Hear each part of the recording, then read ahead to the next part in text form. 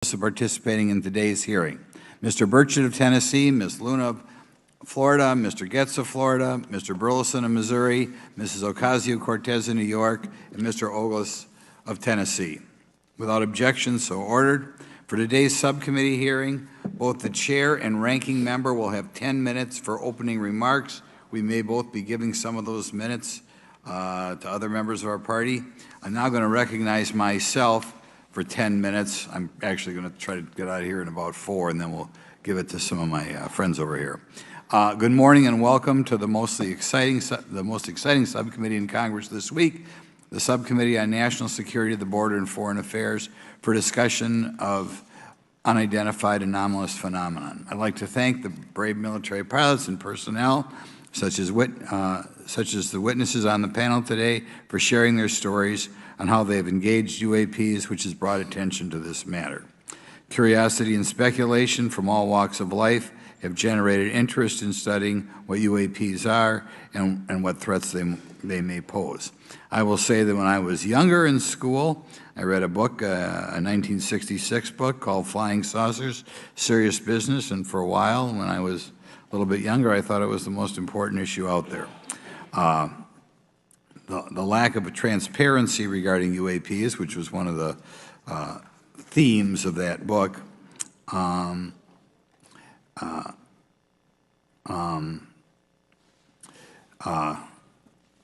any event, it's led to interest in studying what UAPs are and what threats they pose. The lack of transparency regarding UAPs has fueled wild speculation and debate for decades, eroding public trust in the very institutions that are meant to serve and protect them, as is evidenced by the large number of people we have here. I also want to point out in 1966, President Gerald Ford claimed to have seen a UFO, and in 1969 in Georgia, Jimmy Carter claimed to have seen a UFO. So this has led Congress to establish entities to examine UAPs. The National Defense Authorization Act of 2022 established the All-Domain Anomaly Resolution Office, or AARO, to conduct or to coordinate efforts across the Department of Defense and other federal agencies to detect, identify, and investigate UAPs. However, AARO's budget remains classified, prohibiting meaningful oversight from Congress. In addition to AARO's efforts, NASA is leading an independent study on UAPs that will identify how UAP data is gathered from both civilian and government entities that can be analyzed to shed light on the topic. However, despite these offices being established, there lies a pressing demand for government transparency and accountability that cannot be overlooked, and that's been a problem that's been around for 50 years. The Biden administration handling of the Chinese spy balloon that violated U.S. airspace is one example how the government is not prepared for these. The Biden administration's description of events has shown that the government continues not to be forthright. Between the Chinese balloon being shot down and 2 UAPs subsequently shot down following the event earlier this year, the U.S. government spent $1.5 million in taxpayer dollars on missiles, yet we have seen little clarity from the Biden administration. We must demand transparency from the Department of Defense, our intelligence community, and our defense industry on the UAP work. We're going to ask some questions about that today. Congress recognizes the subject of UAPs as multifaceted and requires a careful, data-driven approach. Today, we'll see clarity from these witnesses' testimonies, or we'll seek clarity as to what can be done to improve reporting for military and civilians and remain committed to objective inquiry. Congress should work to ensure that knowledge is not driven by fear. Today, we are not just debating the existence of UAPs, we are deliberating on the principles that define our republic, which is a commitment to transparency and accountability. I look forward to hearing from our witnesses today about ways we can improve government efficiency and openness when it comes to UAPs. I thank each of you for your presence here today and for your dedication to safeguarding the interests of the American people. I look forward to your testimony. Now I'm going to turn it over for 2.5 or 3 minutes to Representative Burchett from Tennessee. Thank you, Mr. Chairman. Thank you all for being here. I want to thank everybody for making this happen today, and I want to remind everybody this is a nonpartisan issue. This has nothing to do with party politics. I think the cover-up goes a lot deeper than that. I also want to thank my colleagues, Representative Anna Paulina Luna, sitting beside me here, Jared Moskowitz, my friend across the aisle has an incredible mind, and I'm anxious to hear his questions. My buddy Eric Burleson, and it's not in my notes here, but Matt Gates. If it hadn't been for Matt Gates, myself, him, and Luna would still be down at Eglin Air Force Base trying to get some answers. He's got an incredible legal mind. Also, I know I saw it in the crowd there, George Knapp, my buddy Jeremy Corbell. They're not witnesses, but they've provided some statements on this subject, and I seek unanimous consent to enter those statements into the record, Mr. Chairman. Without objection. Also, would like to enter in, I understand now that this is unclassified and it's public record, but as we all know, that's sometimes difficult for the public to get a hold of. A report, Defense Intelligence Reference Documents, Advanced Space Propulsion Based on Vacuum, Space-Time Metric Engineering, some light reading for some of our members. Without objection. Thank you. Mr. Knapp wrote, since 1969, the position of our military has been that UFOs pose no threat to national security and are not worthy of further study. I'd say that's the biggest understatement of the decade. He also goes on to talk about the dismissive attitude. It's at odds with what was revealed in documents, reports, and internal memos. And Mr. Cabral says, as he writes these words, the UFO is emerging as a major topic of global importance. I can state that as a fact. Out there, I met a fellow who came in here all the way from Denmark to be here for this meeting. So this is huge. This is worldwide.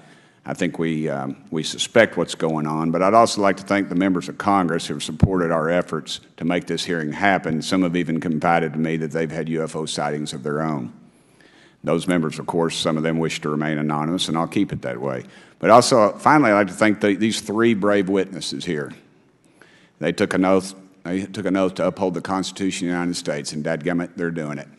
And we owe them a debt of gratitude.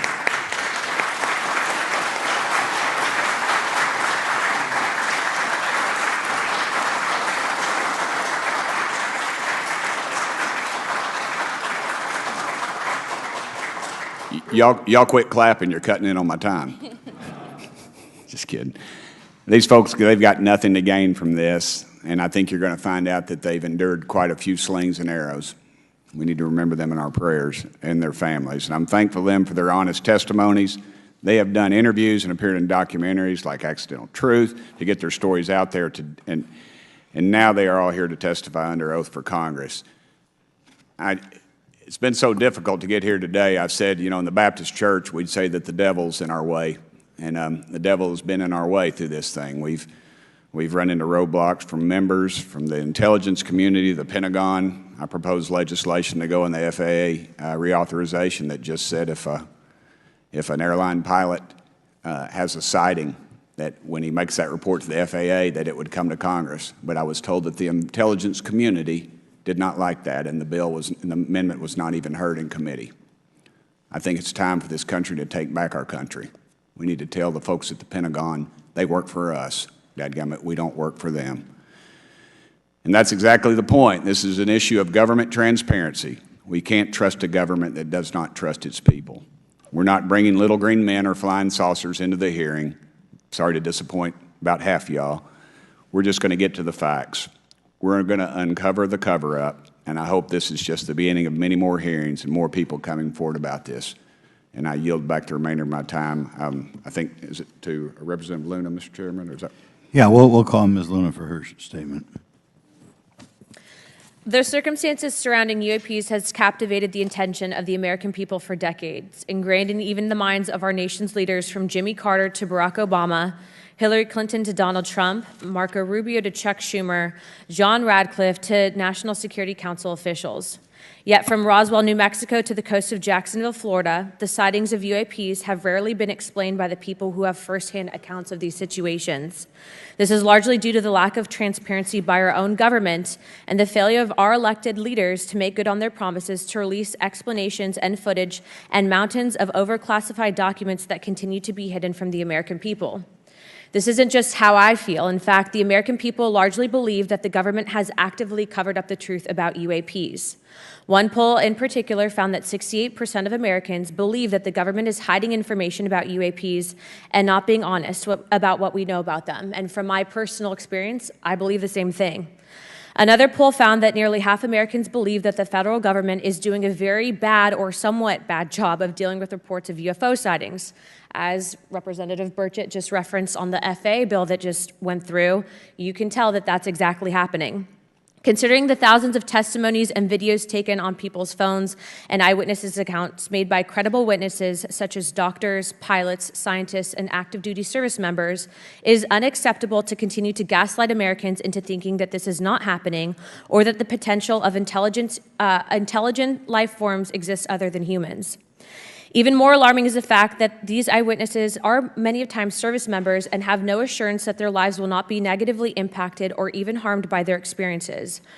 In being an active duty service member working on an airfield, I've had conversations with many pilots where they were in fear of coming forward for retribution and or being taken off flight status. How do we know this? Because the government has said nothing to assure us otherwise. They have also did nothing to calm the concerns of over 20% of Americans who have reported to have seen UFOs or UAPs. We are simply told not to question the government and that the government has it under control.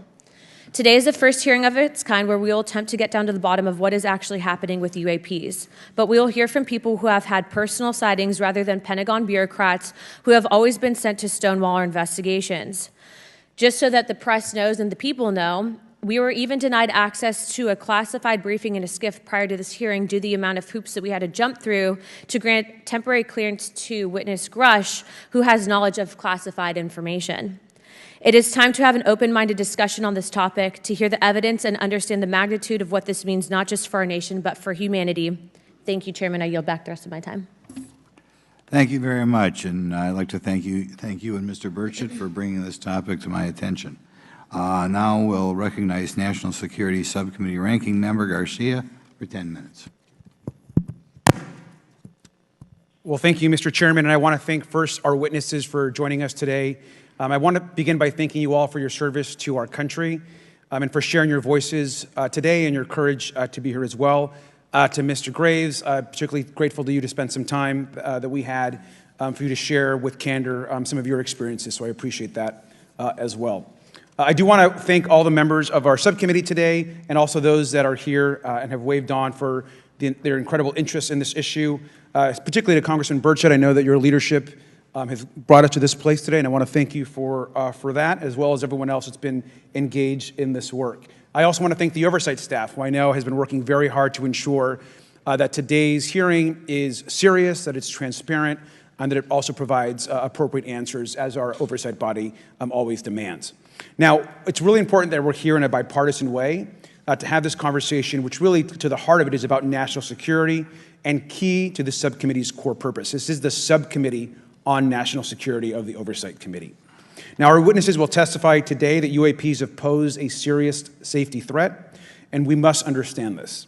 More broadly, we're dealing with real questions that get to the heart of our faith in government. Faith in our institutions, as we all know, is at an all-time low. Partisanship and alternative facts make it too easy to doubt narrative or our institutions. But this hearing will offer the public unique perspectives, building on years of reporting by both federal agencies and the independent media. Now, some of the earliest reporting on this issue was a groundbreaking 2017 New York Times report, which revealed research, as we know now, on unidentified anomalous phenomena, or as many call UFOs, by the Defense Intelligence Agency. Mr. Graves and Commander Fravors' experiences with UAPs have also been documented by the public, not just by the New York Times, but CNN and many other national news outlets. Now, the Office of the Director of National Intelligence has published public reports documenting UAPs, and on June 9, 2022, NASA announced that the agency is commissioning a study to, of course, examine unidentified anomalous phenomena. Now, the sheer number of reports, whistleblowers, and stories of unidentified anomalous phenomena should raise real questions and warrant investigation and oversight, and that's why we are here today. Now, pilots have reported encounters for years.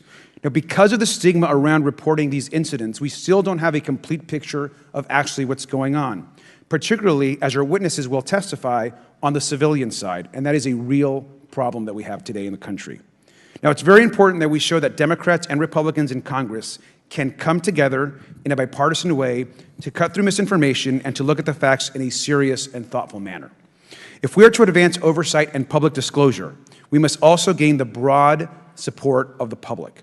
We will succeed getting facts out to the public faster if there is a broad public support as part of the process.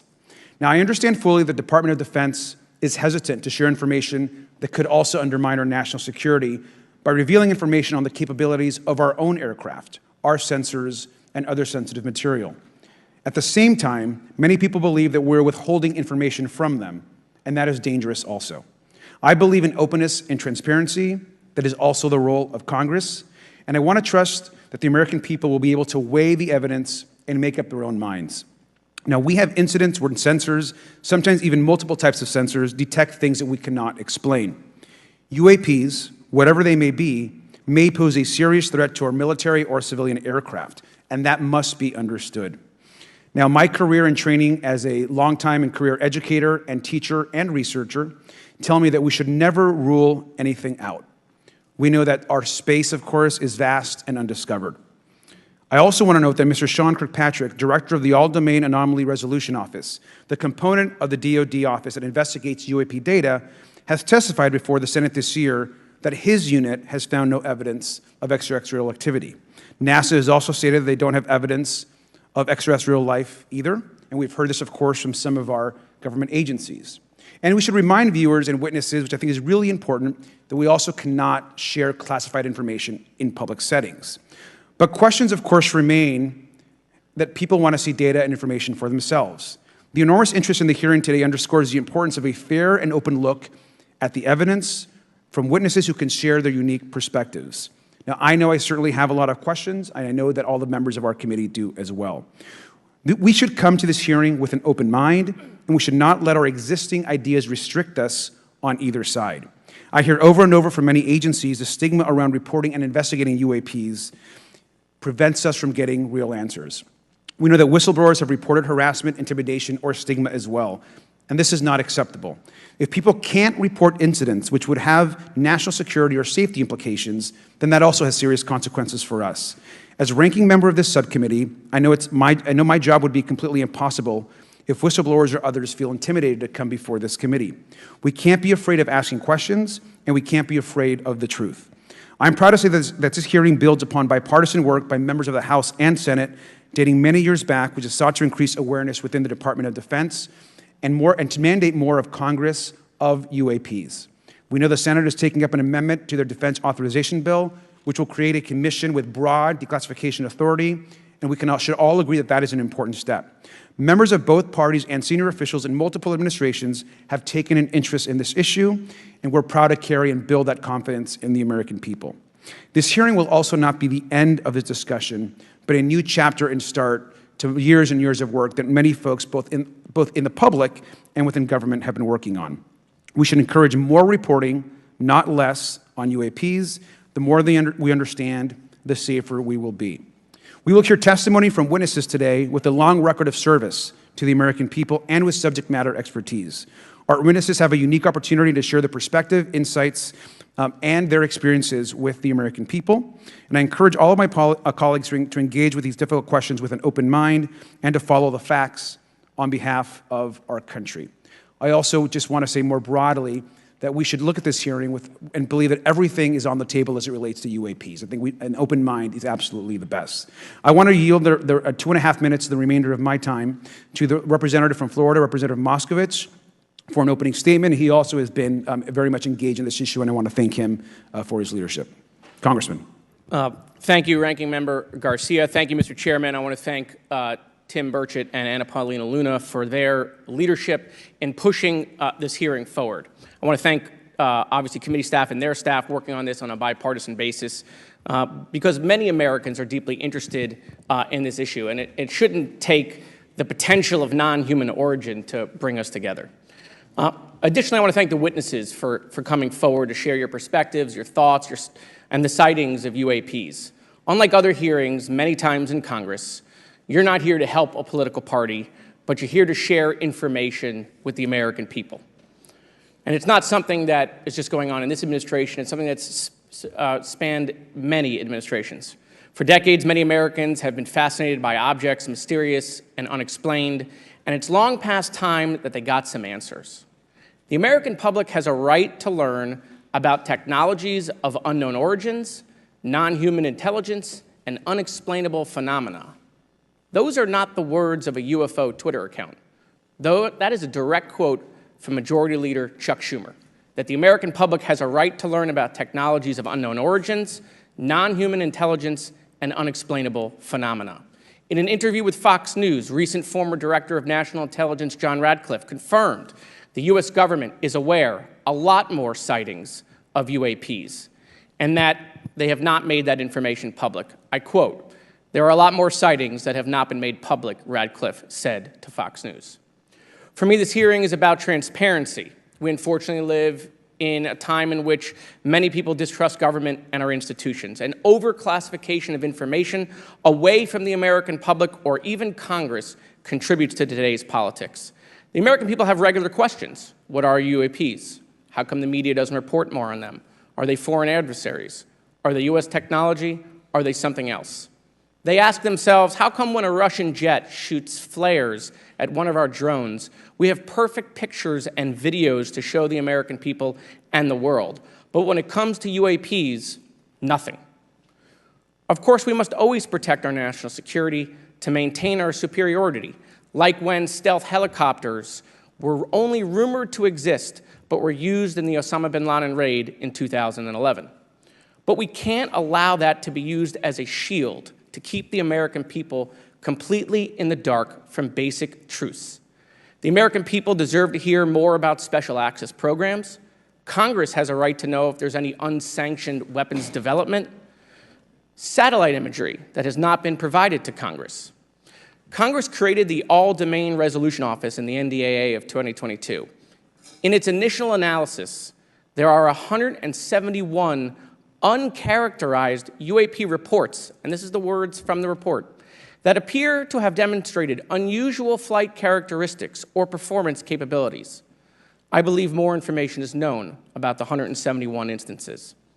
It's time for Congress to reinsert ourselves. I call on our military leaders and intelligence officials to release more information to the American people about UAPs. And to our military leaders, if there's nothing to conceal, let Congress go to Wright-Patterson Air Force Base, the Dugway Proving Ground, or even Groom Lake in Nevada. We should have disclosure today. We should have disclosure tomorrow. The time has come. Thank you, Ranking Member. Thank you, Mr. Moskowitz, and I would yield back now to our chairman. Thank you. Right, now I'd like to introduce our witnesses. Our first witness is Lieutenant Ryan Graves. He's the Executive Director of Americans for Safe Aerospace. Lieutenant Graves is also a former U.S. Navy F-18 pilot with his own UAP experience. The next witness, David Grush, is a former senior intelligence officer with the National Geospatial Intelligence Agency and was a senior technical advisor for UAP issues. And finally, retired Navy Commander David Fravor, squadron leader who worked as a naval aviator for 18 years. Mr. Fravor has his own UAP experience, known as the TikTok event. I look forward to hearing from all three of you today. Pursuant to Committee Rule 9G, the witnesses will please stand and raise their right hands. Do you solemnly swear or affirm that the testimony you are about to give is the truth, the whole truth, and nothing but the truth, so help you God? Let the record show that all the witnesses answered in the affirmative. You may be seated. We appreciate you all being here today and look forward to your testimony. I'll remind the witnesses that we have read your written statements and they will appear in full in the hearing record. Please try to limit your oral statements to 5 minutes. As a reminder, please press the button on the microphone in front of you so that it's on and the members can hear you. When you begin to speak, the light in front of you will turn green. After 4 minutes, it'll turn yellow, and the red light, when that comes on, it tells you your 5 minutes have expired. I'll now recognize Mr. Graves for 5 minutes for your opening statement. Thank you. Chairman Grothman, Ranking Member Garcia, distinguished members of the House Oversight Subcommittee on National Security, Representatives Burchett and Luna. My name is Ryan Fobbs Graves, and I am a former F-18 pilot with a decade of service in the U.S. Navy, including 2 deployments in Operation Enduring Freedom and Operation Inherent Resolve. I have experienced advanced UAP firsthand, and I'm here to voice the concerns of more than 30 commercial aircrew and military veterans who have confided their similar encounters with me. Today, I would like to highlight 3 critical issues that demand our action. As we convene here, UAP are in our airspace, but they are grossly underreported. These sightings are not rare or isolated, they are routine. Military aircrew and commercial pilots, trained observers whose lives depend on accurate identification, are frequently witnessing these phenomena. The stigma attached to UAP is real and powerful and challenges national security. It silences commercial pilots who fear professional repercussions, discourages witnesses, and is only compounded by recent government claims questioning the credibility of eyewitness testimony. Parts of our government are aware of more about UAP than they let on, but excessive classification practices keep crucial information hidden. Since 2021, all UAP videos are classified as secret or above. This level of secrecy not only impedes our understanding, but fuels speculation and mistrust. In 2014, I was an F-18 Foxtrot pilot in the Navy Fighter Attack Squadron 11, the Red Rippers, and I was stationed at NAS Oceana in Virginia Beach. After upgrades were made to our jet's radar systems, we began detecting unknown objects operating in our airspace. At first, we assumed they were radar errors, but soon we began to correlate the radar tracks with multiple onboard sensors, including infrared systems, eventually through visual ID. During a training mission in Warning Area Whiskey 72, 10 miles off the coast of Virginia Beach, two F-18 Super Hornets were split by a UAP. The object, described as a dark gray or a black cube inside of a clear sphere, came within 50 feet of the lead aircraft and was estimated to be 5 to 15 feet in diameter. The mission commander terminated the flight immediately and returned to base. Our squadron submitted a safety report, but there was no official acknowledgement of the incident and no further mechanism to report the sightings. Soon, these encounters became so frequent that aircrew would discuss the risk of UAP as part of their regular pre-flight briefs. Recognizing the need for action and answers, I founded Americans for Safe Aerospace. The organization has since become a haven for UAP witnesses who were previously unspoken due to the absence of a safe intake process. More than 30 witnesses have come forward, and almost 5,000 Americans have joined us in the fight for transparency at safeaerospace.org. The majority of witnesses are commercial pilots at major airlines. Often, they are veterans with decades of flying experience. Pilots are reporting UAP at altitudes that appear above them at 40,000 feet, potentially in low Earth orbit or in the gray zone below the Kármán line, making inexplainable maneuvers like right-hand turns and retrograde orbits or J-hooks. Sometimes these reports are reoccurring, with numerous recent sightings north of Hawaii and in the North Atlantic. Other veterans are also coming forward to us regarding UAP encounters in our airspace and oceans. The most compelling involve observations of UAP by multiple witnesses and sensor systems. I believe these accounts are only scratching the surface, and more will share their experiences once it is safe to do so. In closing, I recognize the skepticism surrounding this topic. If everyone could see the sensor and video data I witnessed, our national conversation would change. I urge us to put aside stigma and address the security and safety issue this topic represents. If UAP are foreign drones, it is an urgent national security problem. If it is something else, it is an issue for science. In either case, unidentified objects are concerned for flight safety. The American people deserve to know what is happening in our skies. It is long overdue. Thank you. Mr. Grush? Mr. Chairman, ranking members and congressmen, thank you. I'm happy to be here. This is an important issue, and I'm grateful for your time.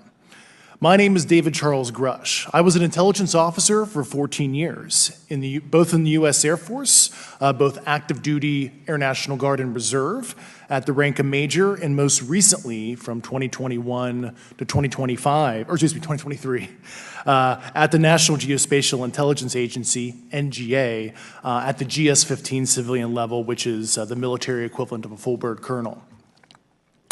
I was my agency's co-lead in unidentified anomalous phenomena and transmedium object analysis, as well as reporting to the UAP task force, UAPTF, and eventually, once it was established, the All-Domain Anomaly Resolution Office, AARO. I became a whistleblower through a PPD-19 urgent concern filing in May 2022 with the Intelligence Community Inspector General. Following concerning reports from multiple esteemed and credentialed current and former military and intelligence community individuals that the U.S. government is operating with secrecy above congressional oversight with regards to UAPs. My testimony is based on information I've been given by individuals with a long-standing track record of legitimacy and service to this country, many of whom also have shared compelling evidence in the form of photography, official documentation, and classified oral testimony to myself and my various colleagues. I have taken every step I can to corroborate this evidence over a period of 4 years while I was with the UAP Task Force and do my due diligence on the individual sharing it. This is because of these steps, I believe strongly in the importance of bringing this information before you. I am driven by a commitment of both to truth and transparency, rooted in our inherent duty to uphold the United States Constitution and protect the American people. I'm asking Congress to hold our government to this standard and thoroughly investigate these claims. But as I stand here under oath now, I am speaking to the facts as I've been told them. In the U.S. Air Force, in my National Reconnaissance Office, NRO, reservist capacity, I was a member of the UAP Task Force from 2019 to 2021. I served at the NRO Operations Center on the Director's Briefing staff, which included the coordination of the Presidential Daily Brief and supporting variety of contingency operations, which I was the Reserve Intelligence Division Chief backup. In 2019, the UAP Task Force Director asked me to identify all special access programs and controlled access programs, also known as SAPs and CAPs, we needed to satisfy our congressionally mandated mission, and we were direct report at the time to the DepSecDef. At the time, due to my extensive executive level intelligence support duties, I was cleared to literally all relevant compartments and in a position of extreme trust, both in my military and civilian capacities. I was informed in the course of my official duties of a multi-decade UAP crash retrieval and reverse engineering program, to which I was denied access to those additional read-ons when I requested it. I made the decision, based on the data I collected, to report this information to my superiors and multiple inspectors general, and in effect becoming a whistleblower. As you know, I've suffered retaliation for my decision, but I am hopeful that my actions will ultimately lead to a positive outcome of increased transparency. Thank you, and I'm happy to answer your questions. Thank you. Commander Fravor? Thank you. Thank you, Mr. Chairman, Congressmen, Congresswomen. I want to first thank you for the invitation to speak to the committee on the UAP topic that has been in the news for the past 6 years and seems to be continuing to gain momentum. As you know, my name is David Fravor. I'm a retired commander in the United States Navy.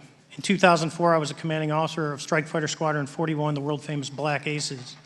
We were attached to Carrier Wing 11, stationed on board the USS Nimitz, and had begun a 2-month workup cycle off the coast of California. On this day, we were scheduled for a 2v2 air-to-air training with the USS Princeton as our control.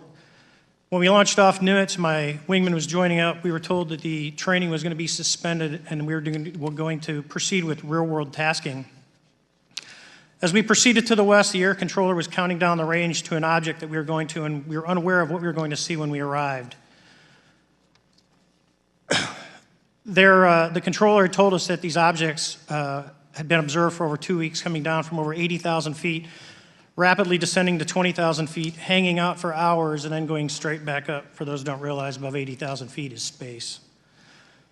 We arrived at the location at approximately 20,000 feet, and the controller called merge plot, which means that our radar blip was now in the same resolution cell as the contact. As we looked around, we noticed that we saw some whitewater off our right side. It's important to note that the weather on this day was as close to perfect as you could ask for off the coast of San Diego. Clear skies, light winds, calm seas, no whitecaps from waves. So the whitewater stood out in a large blue ocean. All 4 of us, because we were in F-18Fs, so we had pilots and Wizzo in the back seat, looked down and saw a white tic-tac object with a longitudinal axis pointing north-south and moving very abruptly over the water like a ping-pong ball. There were no rotors, no rotor wash, or any sign of visible control surfaces like wings. As we started clockwise towards the object, my Wizzo and I decided to go down and take a closer look with the other aircraft staying in high cover to observe both us and the tic-tac. We proceeded around the circle about 90 degrees from the start of our descent, and the object suddenly shifted its longitudinal axis, aligned it with my aircraft, and began to climb. We continued down another 270 degrees, nose low, where the Tic Tac, or we considered 270 degrees to where, and we went nose low to where the Tic Tac would have been. Our altitude at this point was about 15,000 feet, and the Tic Tac was about 12,000. As we pulled nose onto the object, within about a half mile of it, it rapidly accelerated in front of us and disappeared. Our wingmen, roughly 8,000 feet above us, lost contact also. We immediately turned back to see where the whitewater was at, and it was gone also. So as we started to turn back towards the east, the controller came up and said, "Sir, you're not going to believe this, but that thing is at your cat point, roughly 60 miles away in less than a minute. You can calculate the speed." We returned to Nimitz. We were taking off our gear. We were talking to one of my crews that was getting ready to launch. We mentioned it to them, and they went out and luckily got the video that you see, that 90-second video. What you don't see is the radar tape that was never released, and we don't know where it's at, of the active jamming that the object put on an APG-73 radar, and I can get into modes later if you're interested. What is shocking to us is that the incident was never investigated. None of my crew were ever questioned. Tapes were never taken, and after a couple days, it turned into a great story with friends. It wasn't until 2009 until Jay Stratton had contacted me to investigate. Unbeknownst to all, he was part of the ATIP program in the Pentagon led by Lou Elizondo. And there was an official report that came out that's now on the internet. Years later, I was contacted by the other pilot, Alex Dietrich, and asked if I'd been contacted, and I said no, but I'm willing to talk. I was contacted by Mr. Elizondo, and we talked for a short period of time, and he said we'd be in contact. A few weeks after that, I was made aware that Lou had left the Pentagon in protest and joined forces with Tom DeLonge, Chris Mellon, Steve Justice, and others to form Two Stars Academy, an organization that pressed the issue with leading industry experts and U.S. government officials. They worked with Leslie Kean, who is present today, Ralph Blumenthal, and Helene Cooper to publish the articles in the New York Times 2017 New York Times, and it removed the stigma on the topic of UFOs, which is why we're here today. Those articles open the door for the government and public that cannot be closed. It has led to an interest from our elected officials who are not focused on little green men, but figuring out where these craft are, where are they from, the technology they possess, how do they operate. It also led to the Whistleblower Protection Act and the NDAA. There are multiple witnesses coming forward to say that have firsthand knowledge, and Mr. Grush just covered that. What concerns me is that there's no oversight from our elected officials on anything associated with our government processing or working on craft. Believe it or not, from this world. This issue is not a full public disclosure that could undermine national security, but it is about ensuring that our system of checks and balances works across all work done in the government using taxpayer funds. Relative to government programs, even unacknowledged WAVE programs have some level of oversight by the appropriate committee members in the House and Senate, and this work that is said to be occurring from whistleblower testimonies should not be exempt. In closing, I would like to say that the Tic Tac object we engaged in 2004 was far superior to anything that we had on time, have today, or are looking to develop in the next 10 years. If we in fact have programs that possess this technology, it needs to have oversight from those people that the citizens of this great country elected in office to represent what is best for the United States and best for the citizens. I thank you for your time. Thank you very much. Thank you very much. I know it's very difficult for all of you, all you've done in the past to try to illuminate this issue. Call on myself first for some questions. I'm going to start with Mr. Graves. Are pilots that you interact with as part of your organization, do you feel adequately trained and briefed on how to handle encounters with UAPs? No. Right now, military witnesses to UAP have limited options for reporting UAP.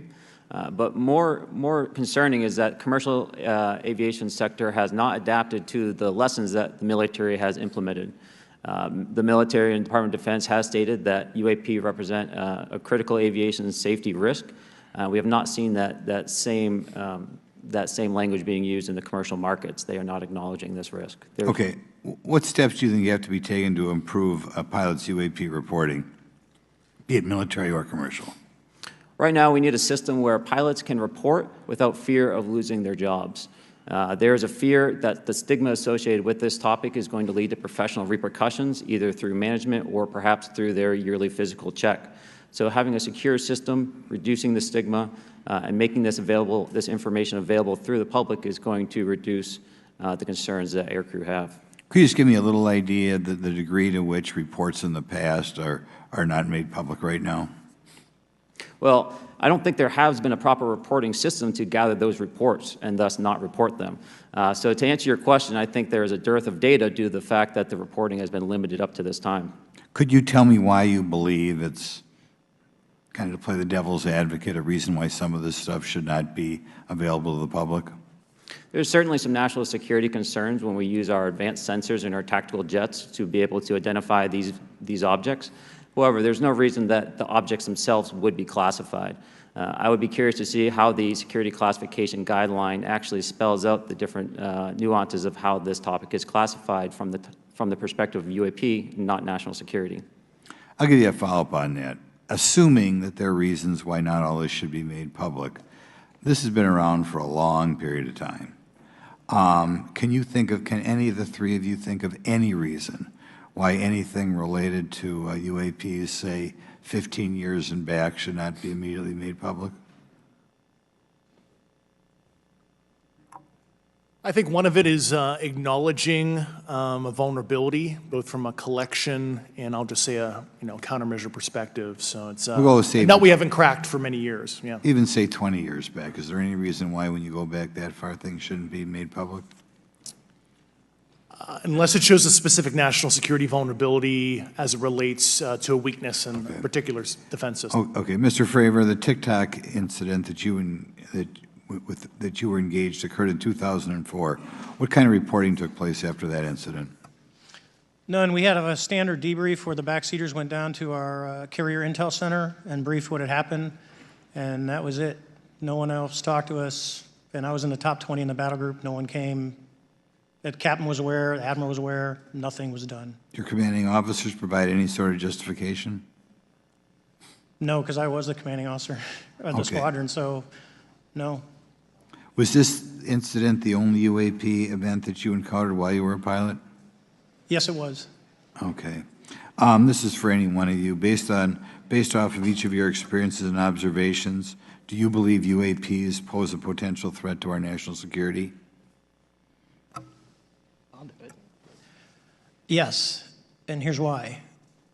The technology that we faced was far superior than anything that we had, and you could put that anywhere. If you had one, you captured one, you reverse engineered it, you got it to work, you're talking something that can go into space, go someplace, drop down in a matter of seconds, do whatever it wants, and leave, and there's nothing we can do about it. Nothing. Okay. You two? Well, I would also like to add, from a commercial aviation and military aviation perspective, we deal with uncertainty in our operating space as a matter of our professional actions. Identifying friend from foe is very important to us. And so when we have unidentified targets and we continue to ignore those due to a stigma or a fear of what it could be, that's an opening that our adversaries can take advantage of. What steps should be taken to better understand and respond to UAP encounters in the interest of national security? There needs to be a location where this information is centralized for processing, and there needs to be a two-way communication loop so the operators on the front end have a feedback and can get best practices on how to process information, what to do, and to ensure that their reporting is being listened to. Right now, there is not a lot of back and forth. Mr. Grush, in your complaint to the Intelligence Community Inspector General, you claim that you believe information is being hidden.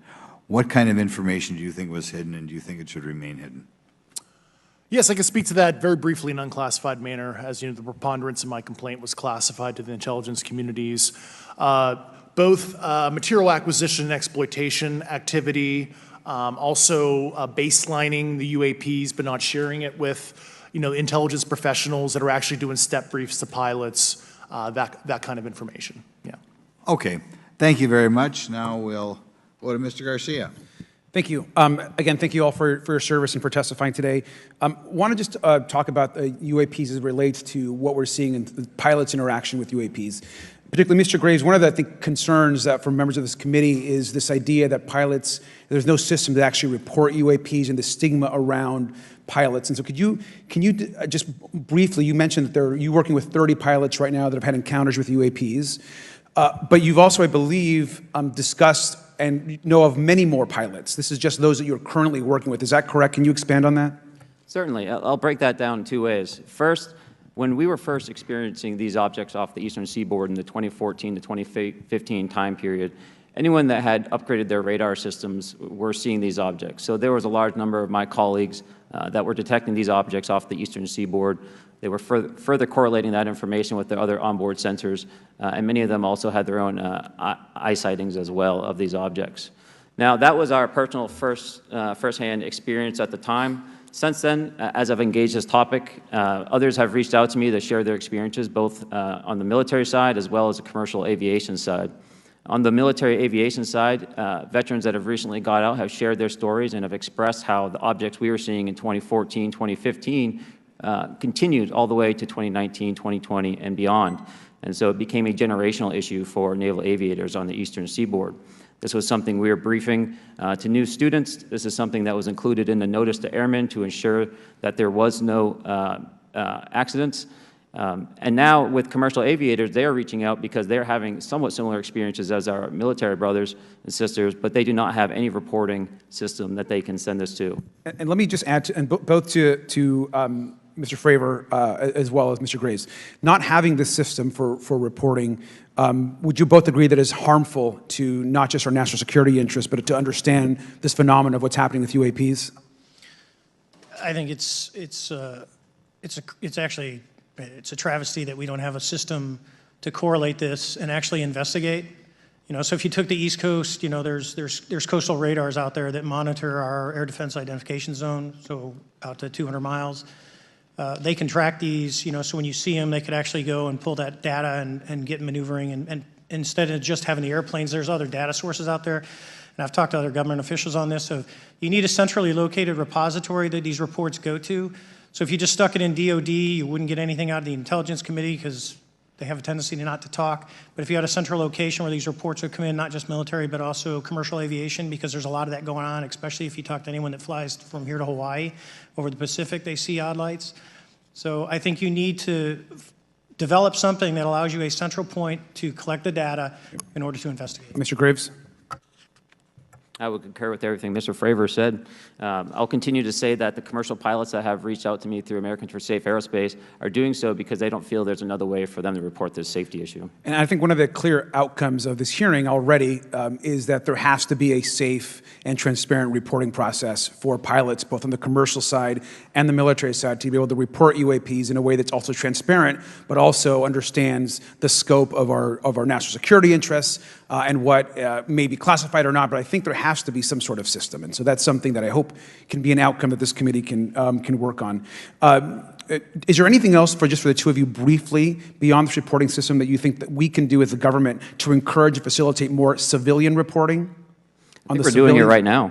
Okay, great. I think this hearing is going to show the American people that their government takes this topic seriously. And how about civilians that may not be pilots? What kind of process could be in place for civilians who are not pilots, who may have UAP encounters? Do either of you have any suggestions that could facilitate that? My recommendations would be to make that a sensor-centric operation in order to make it as objective as possible. Okay. Sir, Mr. Fravor? No, I agree with Mr. Graves on that. Okay. Just briefly, I also just want to note, particularly for the two pilots, and I have a question for Mr. Grush. One of the things that I found fascinating in our discussion, Mr. Graves, last night as well, is that you both described UAPs and formations and the way they are observed in space or in our air, and the way that they move is essentially ways in which current technology or aircraft that we know of are unable to actually function or move. And so will you just, for the public record, again, once again, briefly, just either describe or note that aircraft that are being witnessed, particularly by the 30 folks that you're working with, are essentially outside the scope of anything that we know of today and the technology we have today. Mr. Graves, Mr. Fravor? Yes, the objects that are being seen by commercial pilots are performing maneuvers that are unexplainable due to our current understanding of our technology and our capabilities as a country, and that applies for the military as well. Mr. Fravor? Yeah, I concur with that. We have nothing that can stop in midair and go the other direction, nor do we have anything that can, like in our situation, come down from space, hang out for 3 hours, and go back up. Thank you. My last question, and sometimes I know that you have also said some of these answers in the past, but we're trying to get them on the public record as well, which is really important. Mr. Gresh, finally, do you believe that our government is in possession of UAPs? Absolutely, based on interviewing over 40 witnesses over 4 years. And where? I know the exact locations, and those locations were provided to the Inspector General and some of which to the intelligence committees. I actually had the people with the firsthand knowledge provide a protected disclosure to the Inspector General. Thank you. And Mr. Chairman, I would just say that I think that these questions are important questions, and I look forward to being involved in the process to get those answered. I know there'll be a lot of questions from other committee members, so I yield back. Thank you. We'll go to Mr. Burchett himself. Thank you, Mr. Chairman. Thank you, Mr. Garcia. I would like to have you on my legislation to do just that, on the reporting, and we'll get together on that. Maybe you can be my co-sponsor on that. That'd be really cool. Thank you for those great questions. Mr. Graves, again, I'd like to know, how do you know that these were not our aircraft? Some of the behaviors that we saw in a working area, we would see these objects being at 0.0 Mach, that's 0 airspeed, over certain pieces of the ground. So what that means, just like a river, if you throw a bobber in, it's going to float downstream. These objects were staying completely stationary in Category 4 hurricane winds. These same objects would then accelerate to supersonic speeds, 1.1, 1.2 Mach, and they would do so in very erratic and quick behaviors that I don't have an explanation for. Okay. Have you spoken to commercial and military pilots that have seen these off of our East Coast? I have. Okay. Mr. Favor, I noticed that in the Tic Tac video, it's Tic Tac like the candy, not TikTok like the Chinese Communist app. That's correct. Yes, sir. I just want to make that, because my daughter corrected me on that and called me a boomer and said, "Hey, boomer," and I said, "No, baby, it's Tic Tac like the candy. You're going to have to just look it up." And but now I would also like to say today is a day of many firsts. It's a miracle that we're having this meeting, and it's also a miracle that my wife has put up with me for 9 years today. Today is my anniversary, so I want to tell my wife happy anniversary and that I love her very much. As she likes to say, this 9 years have been the best 2 years of her life. So, thank you. Mr. Favor, what astonished you the most about the flight capabilities of these Tic Tac, very briefly? The performance, absolute performance. It was. And you're not aware of any other objects that anybody in the world has, in this world, that has those capabilities? No, I think it's far beyond actually our material science that we currently possess. Are you aware of any other reconnaissance platforms that have tracked or recorded the Tic Tac's maneuvers, maybe the NORAD system or any of the others? I am not. Okay. Mr. Grush, thank you for being here, brother. Thank you all very much. Have you faced any retaliation or reprisals for any of your testimony or anything on these lines? Yeah, I have to be careful what I say in detail because there is an open whistleblower reprisal investigation on my behalf, and I don't want to compromise that investigation by providing anything that may help provide somebody information. But it was very brutal and very unfortunate, some of the tactics they used to hurt me both professionally and personally, to be quite frank. Yeah. It's very unfortunate. As they say, when you're over the target, that's when they do the most firing at you. Do you have any personal knowledge of people who have been harmed or injured in efforts to cover up or conceal these extraterrestrial technology? Yes. Personally. Have anyone been murdered that you would that you know of or have heard of, I guess? I have to be careful asking that question. I directed people with that knowledge to the appropriate authorities. Maybe in a, if we could get in a confidential area, SCIF, we could talk about that. But unfortunately, we were denied access to the SCIF, and that's very unfortunate in this scenario.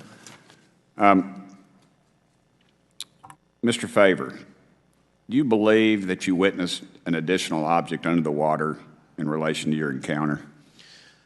I will say we did not see an object. There was something there to cause the whitewater, and when we turned around, it was gone. So there was something there that obviously moved.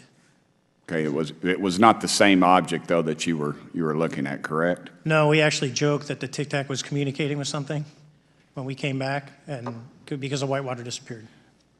We were in another instance. We're told about the capabilities of a jamming during viewing of when there were some people chasing some of these objects. Did you experience any of that jamming or interrupting your radar or weapons system?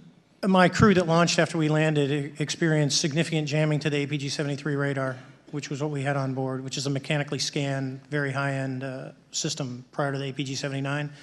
And yes, it did pretty much everything you could do, range, velocity, aspect, and then it spit the lock, and the targeting pod is passive. That's what we were able to get the video on. I'm about to run out of time, but are you aware of any of our enemies that have that capability? No. Okay. I would also like to note for the record that, like George Knapp, breaking Area 51, he's the reason I knew about that. And the reason I know about the Tic Tacs is Leslie Keene from New York Times article, and I would encourage everybody to read that.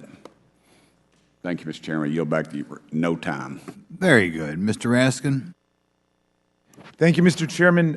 Mr. Graves, you reported UAP encounters during training flights, I think, and have since come forward to warn the Pentagon that these encounters may be putting pilots at risk. My first question is, you've identified these as taking place on the East Coast. Is it just on the East Coast where these encounters have been reported? No. Since the events initially occurred, I've learned that the objects have been detected essentially where all operations, Navy operations are being conducted across the world. And that's from the All-Domain Anomaly Resolutions Office reporting. All right, can you describe your experience after you decided to come forward and go public with your experience? Certainly. Like many others, in 2017, I saw the New York Times article come out as well.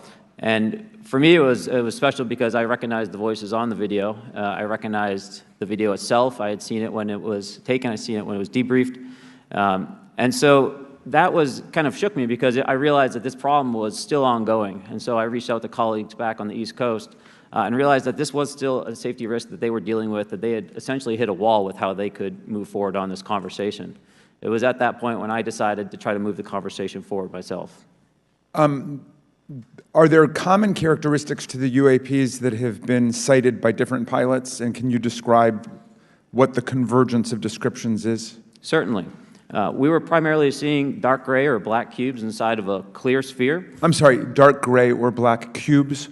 Yes, inside of a clear sphere, where the apex or tips of the cube were touching the inside of that sphere. And that was primarily what was being reported when we were able to gain a visual tally of these objects. And that occurred over almost 8 years. And as far as I know, it's still occurring. I take it that you're arguing what we need is real transparency in a reporting system so we can get some clarity on what's going on out there, because there are many pilots in your situation, but we should have a way of developing a systematic inventory of all of such encounters. Is that right? Yes, and I think we need both transparency and the reporting. We have the reporting, but we need to make sure that information can be promulgated to commercial aviation as well as the rest of the populace. Mr. Grush, what about you? What was your experience after you came forward? Well, it's only been about 2 months or so I guess my experience has been overwhelming support from former colleagues of mine that have privately messaged me, and I do appreciate that. But I do have knowledge of active planned reprisal activity against myself and other colleagues, and it's very, very upsetting to me. Coming from where?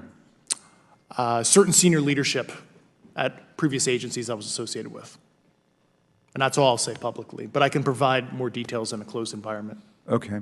Well, I hope you understand that there would be bipartisan rejection of any attempt to vilify, demonize, or engage in other reprisals against our witnesses and people who are telling the truth from their perspective. Yeah, there were certain colleagues of mine that were brutally administratively attacked, and it actually makes me very upset as a leader to see that happen to other coworkers and actually superiors of mine over the last 3 years. How do you account for that response? That seems like a bizarre response. I call it administrative terrorism. That's their quiver, their tool in the toolbox to silence people, especially the career government service cares about their career, cares about their clearance, their reputation to climb the ladder. And when you threaten that career path, a lot of people back off. But I'm here to represent those people. So, Mr. Fravor, what about you? What has your experience been since you've come forward with your perspective on this? Actually, I've been treated very well. And the 6 people that were involved, myself included, all of them have or will be retiring from the military as 05s or 06s. And all my friends that are very senior, 3 and 4 stars, I've talked to them. They believe they understand there's a problem, but no, I was actually treated really well. And what is your general interpretation of these phenomena, or what is your current thinking of trying to make sense of them? Well, I'll say, I'm not like a UFO fanatic. It's not me. But I will tell you that what we saw with 4 sets of eyes over a 5-minute period, still, we have nothing close to it. It was amazing to see. I told my buddy I wanted to fly it, but yeah, it's just an incredible technology. All right, Mr. Chairman, thank you very much. I'll yield back to you. Thanks. On to Ms. Luna. Mr. Grush, in speaking to you yesterday, I just wanted to follow up on Representative Raskin's questions. In the last couple of years, have you had incidences that have caused you to be in fear for your life for addressing these issues? Yes, personally.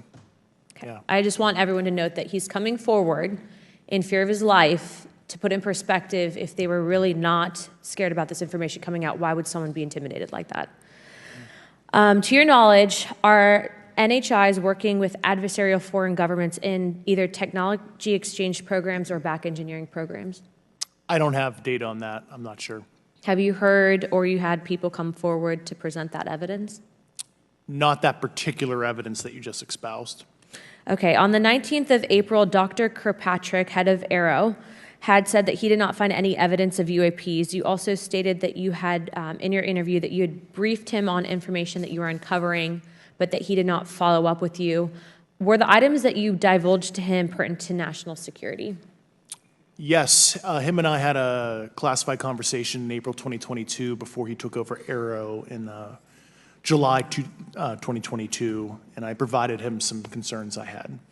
Do you know why he might not have followed up with you? Unfortunately, I cannot read his mind. I wish he did. I was happy to give sage counsel to him on where to look when he took the helm of Aero. Okay, and then my last question for you before I move to Mr. Graves is you received prior approval from the Defense Department to speak on certain issues, correct? Correct, through DOPSR, DoD Pre-Publication and Security Review, and I just want to remind the public, they're just looking from a security perspective. These are my own personal views and opinions, not the department's. Okay, I'm asking that though mainly because I think that there are many people that would like to discredit you, so it does bring a certain amount of credibility to your testimony. I'm required by law to do that as a former intelligence officer, or I go to jail for revealing classified information. Yeah, we don't want you to go to jail. My next question would actually be for Mr. Graves. Can you please explain to me in detail the event that occurred at Vandenberg Air Force Base? Certainly.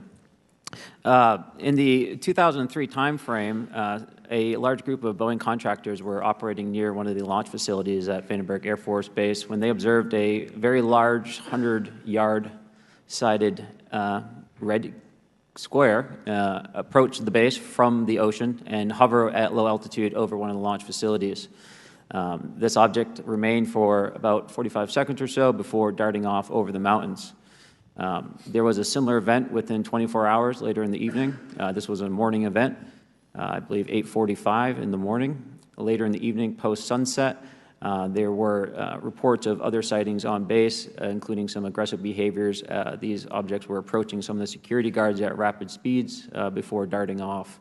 And this is information that was received through one of the witnesses that have approached me at Americans for Safe Aerospace. Was this documented in any official form, whether it was a police blotter? Yes, they had official documentation and records from the event that the witness held over the years.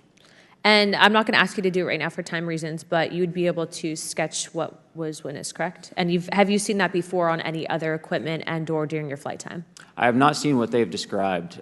This object was estimated to be almost the size of a football field, and I have not seen anything personally that large. Okay, and then another question on follow-up referencing the gimbal video Go Fast incident.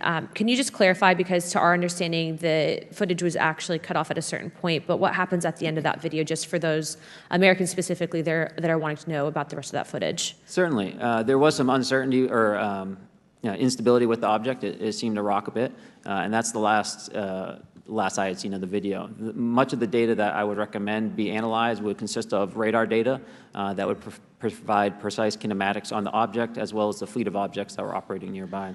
Okay, and follow-up, in regards to the reporting procedures that Mr. Garcia had addressed on, as well as Representative Burchett, with the FAA, to your understanding, pilots that are seeing this, commercial airline pilots, are they receiving cease and desist letters from corporations for coming forward with information in regards to safety for potential airline passengers? I have been made privy to conversations with commercial aviators who have received cease and desist orders. So the American public should know that corporations are putting their own reputations on the basic, not the line, but ahead of the safety of the American people. And I think, would you agree with that statement? It appears so. Okay. And I guess this would be my last, I'm out of time. I yield. I'll be back. Good. Mr. Moskowitz. Thank you, Mr. Chairman. Gentlemen, let's talk about the laws of physics for a second. Mr. Graves and Commander Favor, I heard you talk about speed. When those objects broke the sound barrier, did they make a sonic boom?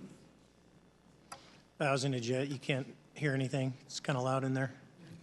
Yeah, you're not able to actually personally tell within the vehicle. I will say the objects that we were seeing, they were spherical, and they were observed up to Mach 2, which is a very non-aerodynamic shape. What about G-forces? Let's talk about G-forces of those vehicles. Could a human survive those G-forces with known technology today?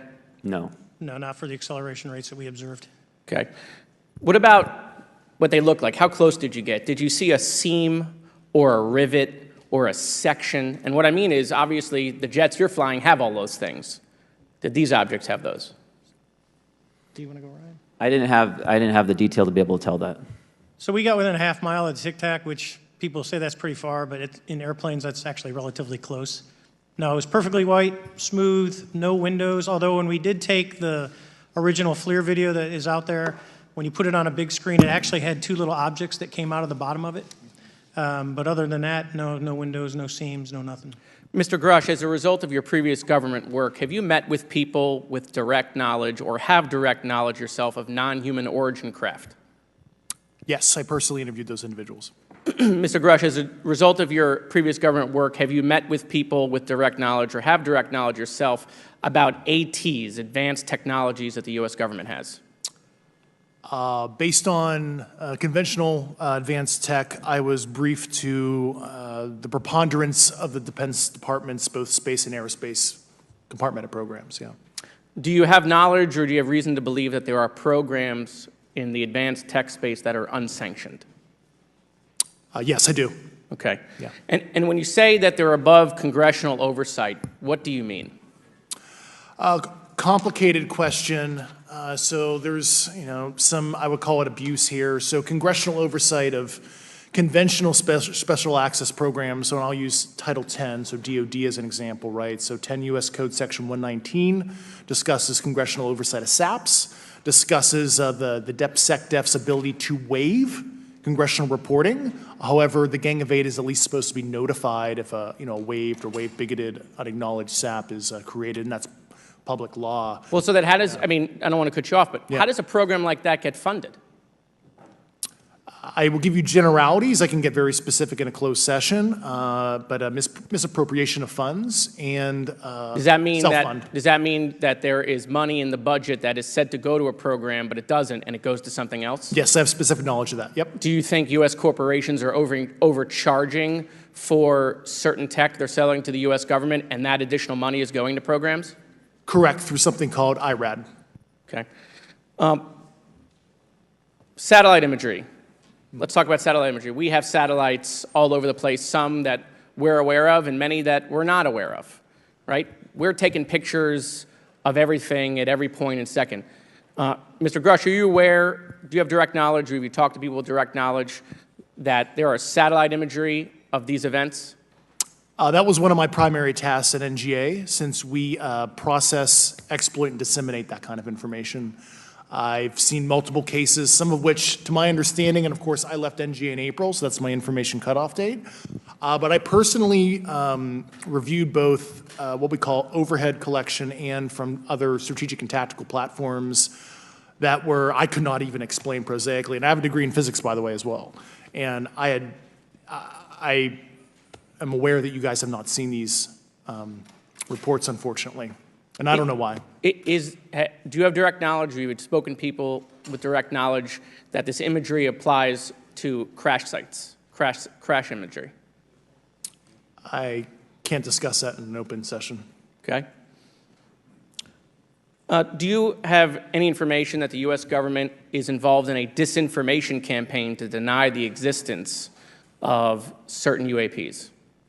I can't go beyond what I've already stated publicly in my News Nation interview because it touches other sensitivities. Okay.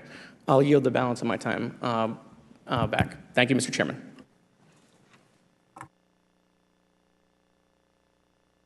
Ms. Fox? Thank you, Mr. Chairman, and I thank our witnesses for being here today. Mr. Garouche, in your sworn testimony, you state that the United States government has retrieved supposedly extraterrestrial spacecraft and other UAP-related artifacts.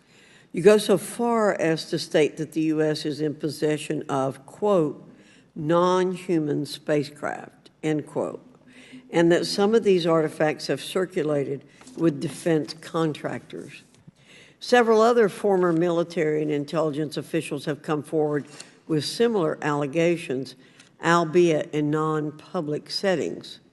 However, Dr. Sean Kirkpatrick, the director of AARO, previously testified before Congress that there has been, and I quote, no credible evidence thus far of extraterrestrial activity or of, quote, off-world technology brought to the attention of the office. To your knowledge, is that statement correct? It's not accurate. I believe Dr. Kirkpatrick mentioned he had about 30 individuals that have come to AARO thus far. A few of those individuals have also come to AARO that I also interviewed, Okay. and I know what they provided Dr. Kirkpatrick and their team. Okay. I was able to evaluate Okay, that information. I need to go on. Sure. But my understanding that his statement is accurate, came from a direct quote. And this contradiction is a perfect example of why we need to inject transparency into our government. And for another example, look no further than the pitiful response to the Chinese spy balloon debacle earlier this year. You may remember the mass confusion that ensued when the balloon was first spotted over Montana, 4 days after it first entered U.S. airspace over Alaska. The Biden administration's initial inability to address the object grew into a continuous series of embarrassments. After news of the balloon reached the mainstream media, we were assured that the balloon posed no threat to our security. However, after the balloon was allowed to transit the entire continental United States, fighter jets were scrambled off the coast of South Carolina to shoot it down. This flip-flopping and obfuscation caused needless confusion, fear, and panic across the country. It's my hope, Mr. Chairman, that this sort of confusion will not be repeated. We should investigate the extent to which elements of our government possess or do not possess information that is of critical value to the American people.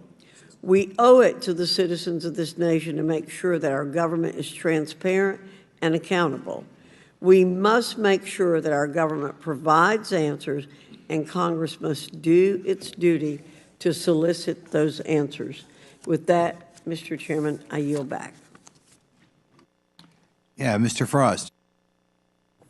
Thank you, Mr. Chairman. In 2022, NASA announced that it was commissioning an independent study team to examine UAPs. The NASA team is comprised of scientists across different fields, as well as former astronauts and pilots. In May, the independent study team held its first public meeting, which included the perspectives from NASA senior leaders, as well as perspectives from the Department of Defense and intelligence agencies. The NASA study team is also expected to release its first report pretty soon, and I think it's safe to say that we all eagerly await its results. Mr. Graves, how might NASA's research influence the commercial industry regarding safety in UAP? I think NASA has a big role to play as far as commercial aviation safety, and it's one of their original charges as an organization. One of the recommendations that have been put forward is to utilize their existing aviation safety reporting system to serve as a short-term fill and trusted platform for pilots that want to report on UAP.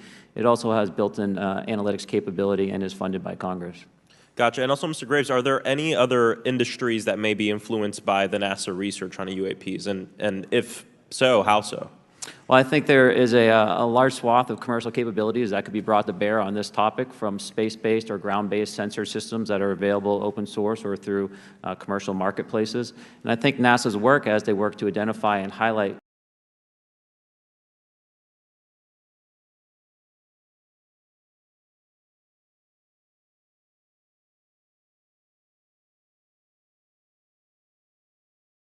U.S. Navy pilots that recorded footage. In 2021, the Office of the Director of National Intelligence released a preliminary report on UAP events. NASA Administrator Bill Nelson stated that NASA would begin to investigate these events. In fact, I sit on Science, Space, and Technology Committee, and when we were doing a hearing with the NASA Administrator Bill Nelson, I asked, why NASA needed to be fully funded, and there were many great reasons, but one of them was actually had to do with UAPs. He actually mentioned, is there life out there? I don't know. And so either way, these actions ultimately led NASA to assemble the independent study team that I mentioned earlier. Also in 2021, Harvard University stood up the Galileo project to research and examine the origins of UAP. So it seems like both, from NASA and in the higher education community, because of the work that y'all have done and people standing up, I think we're seeing some of that stigma slowly going away. Mr. Freyer, do you believe that military pilots feeling empowered to share their UAP experiences has directly impacted the scientific community's research goals on this topic? I would say yes. I would say that, starting in 2017, when it actually came out, it took that stigma away. I mean, I've talked to multiple senators who said prior to that, if you'd have mentioned UAP, you'd have been laughed off the hill. And now we're sitting here today for a public testimony on what's actually going on. I'm hoping that this curve will be more of an exponential and we'll get more and more transparent to the level that we can. Yeah, and I mean, it's important. I couldn't imagine, I'm not a pilot, but I used to fly gliders in Civil Air Patrol. Huh? Yeah, Pilot? I mean, and so either way, I mean, I couldn't imagine, being in the glider and seeing something, and then not feeling like I had the agency to talk about it. Mr. Graves, can you discuss the importance of seeking scientists to sit on your advisory board? Absolutely. I think ultimately this is going to be a scientific problem. And not only that, it's also an engineering problem. I've been working with the American Institute of Aeronautics and Astronautics to help them stand up a UAP integration committee to help integrate their engineering prowess into this problem. And so, yes, very much, I think this is an engineering and scientific problem as much as a national security problem. And how might Congress help to facilitate partnerships between the scientific community and the UAP focus groups within government? Well, I think one of the things they can do is to have these types of hearings to communicate to the public that this is a topic of interest. I think that there is a pseudo-market, if you will, of interested capabilities and talent that want to approach this topic, and we're seeing that start to grow now. So I think continued conversation, reduction of stigma is going to allow that to flourish and allow answers to help generate themselves. 100%. Well, thank you all for being here, and thank you for your work. I think it's important that we keep our top scientific minds focused on this issue and look for ways to increase collaboration. Thank you so much. I yield back. Mr. Comer.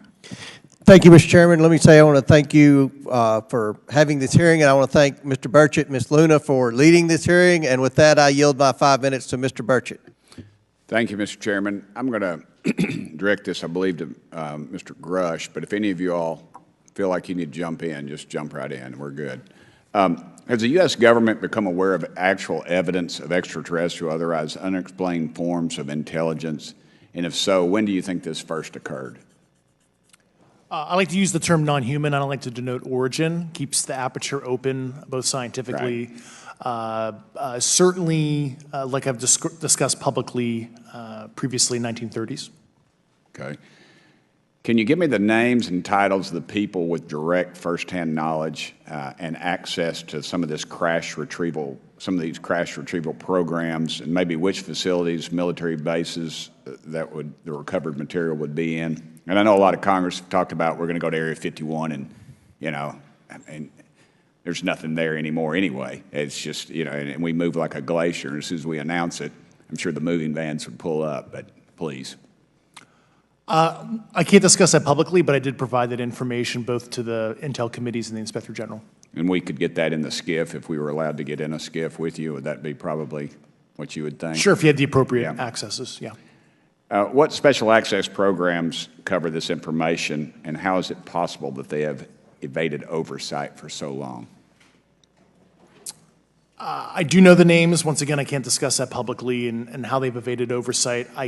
In a closed setting, I can tell you the specific tradecraft used. All right. When do you think those programs began, and who authorized them? I do know a lot of that information, but that's something I can't discuss publicly because of sensitivities. All right. If any of y'all want to jump in on any of this, you're more than welcome to. What level of security clearance is required to fully access these programs?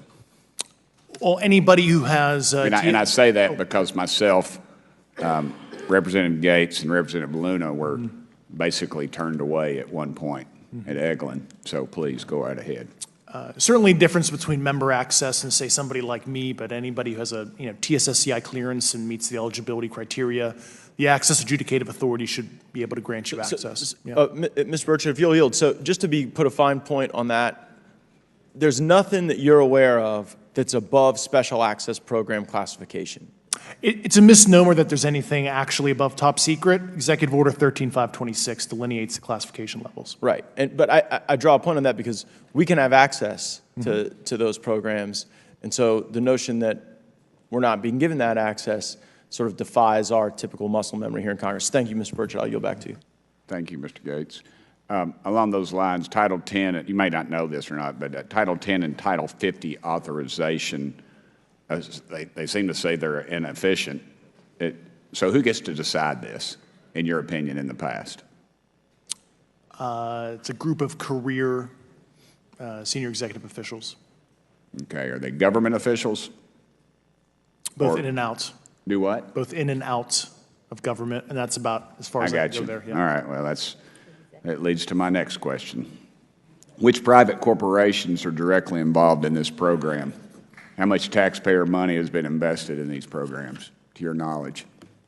I mean, we know we audit the Pentagon every year, and I've been here 5 years, and they failed the dadgum thing every year. They lose over $1 billion a year, we think, and I've told the Department of Defense maybe 60% of their assets are unaccounted for, whatever the heck that means. In the public sector, you go to jail for that kind of crap. So tell me. Yeah, I know when I'm $1 off of my DTS travel voucher, I get hammered, but it seems like it doesn't work the other way. If you sell over $600 worth of stuff on eBay now, you get a call from the IRS. So please, what corporations? Yeah, I don't know the specific metrics towards the end of your question. The specific corporations I did provide to the committees in specific divisions, and I spent 11 and a half hours with both Intel committees. So. Okay, has there been an active U.S. government disinformation campaign to deny the existence of unidentified aerial phenomena, and if so, why? I can't go beyond what I've already espoused publicly about that.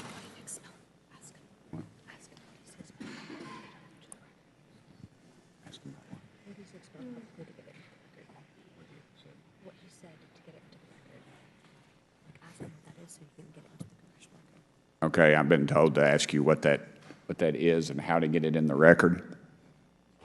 What have you stated publicly in your interviews for the congressional record? If you reference my News Nation interview, and I talk about a multi-decade, campaign to disenfranchise public interest, basically. Chairman, I've gone. Yeah. Thank you. I apologize, Mr. Chairman. I yield back negative 21 seconds. Thank you. Ms. Ocasio-Cortez? Thank you, Mr. Chairman, and thank you to our witnesses for coming here today. I do concur with the ranking member as well as several other members here on this committee that this is a committee for whistleblowers and for the protection of whistleblowers as well. So we understand what you're putting on the table here and what you're putting on the line here, and we thank you for that. Mr. Grush, you sat on the Unidentified Anomalous Phenomenon Task Force created in the 2020 NDAA, correct? Yes. There have been some things that have been mentioned here during this hearing that I wanted to pick up on.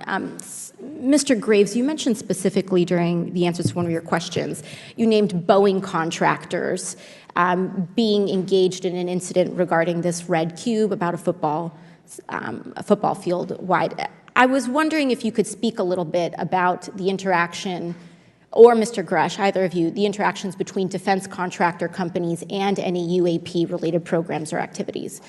So I'll just say that the information about the contractor themselves were provided by a witness, and I have no particular detail in that relationship. Mr. Grush. The kind of general unclassed wave tops, certainly the contractors, are the metal benders, so to speak. They're the ones actually doing specific performance on government contracts. Are they required to issue any disclosure regarding UAP sightings, or do they engage in any reporting around this? In terms of the contractors? Yes. Not that I'm aware of. They do not. Okay. Now, when it comes to notification that you had mentioned about IRAD programs, we have seen defense contractors abuse their contracts before through this committee. I have seen it personally, and I have also seen the notification requirements to Congress abused. I am wondering, one of the loopholes that we see in the law is that there is, at least from my vantage point, is that depending on what we're seeing, is that there are no actual definitions or requirements for notification.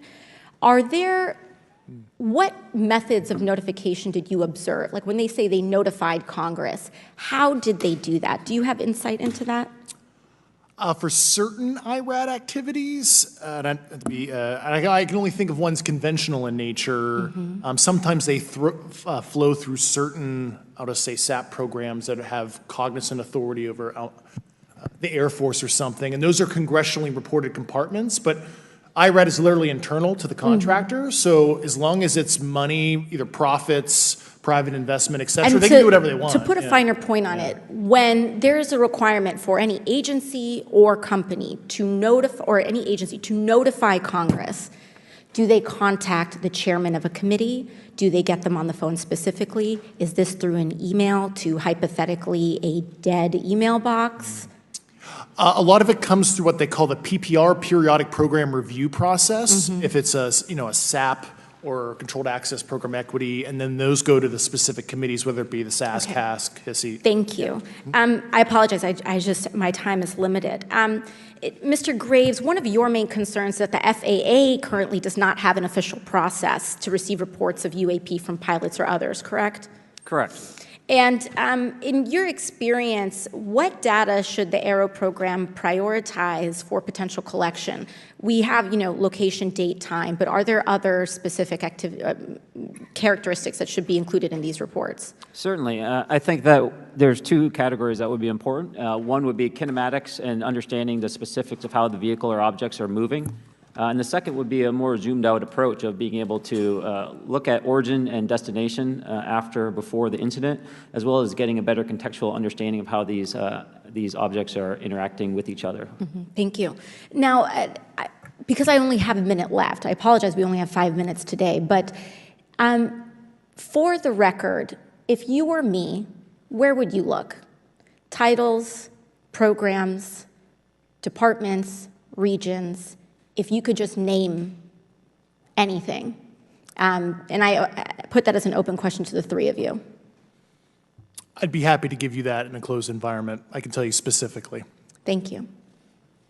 Commander Fravor? And I would say, and I've told people that you have to know where to look. They're not going to divulge it to you because of the classification levels. But if you know where to look and who to talk to, which is exactly what Mr. Grush can point you, then you have them. Okay. Mr. Graves? I was an operator, so I was depending on folks like Mr. Grush to do that homework. Okay. Thank you very much. I yield back to the chair. Mr. Biggs? Thanks, Mr. Chairman. I thank the witnesses for being here today. I'm over here. Thank you so much for being here. I want to get into specifics here, and the reason I'm going to go this way is because you've talked a bit about what I would call misdirection by official U.S. government with regard to UAPs, right? And so I'm going to get to that in a second. But last week, White House NSC spokesman John Kirby stated that UAPs are having an impact on our training ranges and need to be treated as a legitimate issue. Do you concur with his statements? That's for each of you. Yes. Yes. Yes. Okay. Now, having said that, I'm going to take you to specific instances around the Phoenix Valley, because that's where I live. And in '97, we had the famous Phoenix Light case. I don't know if any of you are familiar with that. There were two things that went along with that, and the explanation was military training range off Luke and the Barry Goldwater Range. Do you know anything different other than the official explanation of those lights? Only what's in the public vernacular about it. That was outside the scope of my duties. And if we wanted to, just my question along with my colleague from New York, Ms. Ocasio-Cortez, if we wanted to find out more about that, where would we go to find the files, and who would we address? And are you going to tell me we need to go to a SCIF so you can tell us in a SCIF? I could potentially give you a vector on that. That specific case, I'm familiar with it in terms of public, but I give you a vector in a closed environment, yeah. That would be good, thank you. So if it's true that UAPs are having an impact on training ranges, and this administration considers it to be a legitimate issue, what steps can Congress take to address training range impacts? And I say that having two very large training ranges in my state. And so we'll start with Mr. Graves and go on down the panel. Some of the initial procedures have been implemented, such as within the United States Navy, that have a range failure report that gathers information from pilots. I understand that a service-wide reporting mechanism is still pending. However, that would be a great next step, not only for gathering information, but for showing the troops that it is an acceptable topic and reducing the stigma. Okay, please, all of you continue. Yeah, as a recipient of a lot of those training range reports, sometimes we only get contextual kind of oral reporting. It'd be nice if they attached all sensor data and there's a system in place that can handle multiple classifications of data. And that's an issue with the F-35, right? That jet was never built to be an ISR platform. And it's a pain in the, we'll just say, butt to get that data off. So, yeah. Great. Thank you. Yeah, I would agree with the previous two, being a user of those training ranges, that the data has to be out there. You have to acknowledge that you're seeing them, and then you have to collect the data. Right now, you get the report, someone says, I saw something, but no one collects the radar data to back it up and do research. Okay. Do you believe that the 2019 classification guidelines for UAPs interferes with the federal government's ability to be transparent with the American people? And do you think we need to be more transparent with the American people? All of you, yeah. I'll say yes to that. Yeah, I'm familiar with at least the UAP Task Force 2019 Security Classification Guide. I think it's fair. I did actually help author that with the director. You got a bias that way then. But I will say, I'll call it a lazy attitude about declassifying videos. I mean, I've seen some of the videos of the recent shoot down, and I saw no reason that couldn't have been released as long as they mask some data. The American people deserve to see that imagery in full motion video. I would think, well, in my opinion, I will say things are overclassified. I know for a fact the video or the pictures that came out in the 2020 report that had the stuff off the East Coast, they were taken with an iPhone off the East Coast. A buddy of mine was one of the senior people there, and he said they were originally classified at TSSCI. And my question to him was, what's TSSCI about these? They're an iPhone literally off the vacapes. That's not TSSCI. So they're overclassified, and as soon as they do that, they go in a vault, and then you all have to look for them. Yeah, so with the overclassification, that may be one way. Are there other ways that the DOD or intelligence agencies are keeping this information from the American people or even from Congress? I think part of that has been not encouraging reporting. If the problem is not something that can be measured, it's not something that's going to be fixed. Okay, very good. Well, I'm out of time, and I thank you, Mr. Chairman, and I yield back. First of all, without objection, Representative Nick Langworthy of New York is waived on the subcommittee for purpose of questioning witnesses at today's subcommittee hearing. And then we go to Mr. Burleson. Thank you, Mr. Chairman. Appreciate you guys coming out today, testifying. Look, I've been here for 6 months, and I'm pretty skeptical. I don't trust anything in this town. And so I think that's because I'm from Missouri. You've got to show me, right? With that being said, there's been a lot of things that have been said in the public, Mr. Grush, and so I want to get down to, if we can, some specifics, right? So at one point you had said that there has been harmful activity or aggressive activity. Has any of the activity been aggressive, been hostile in your reports? I know of multiple colleagues of mine that got physically injured.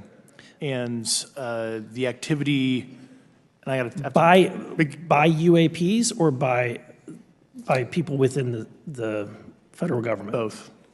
Okay, so there has been activity by alien or non-human technology and or beings that has caused harm to humans. I can't get into the specifics in an open environment, but at least the activity that I personally witnessed, and I have to be very careful here because they tell you never to acknowledge tradecraft, right? So what I personally witnessed, myself and my wife, was very disturbing. Okay. One of my constituents actually sent this next question, and I figured I'd ask it since I had the same thought. You've said that the U.S. has intact spacecraft. You said that the government has alien bodies or alien species. Have you seen the spacecraft? I have to be careful to describe what I've seen firsthand and not in this environment, but I could answer that question behind closed doors. Yeah. And have you seen any of the bodies? That's something I've not witnessed myself. Okay, and so with that being said, and the other statement that has been made that was intriguing to me it's intriguing because my view has been that we are billions of light years away from any other system.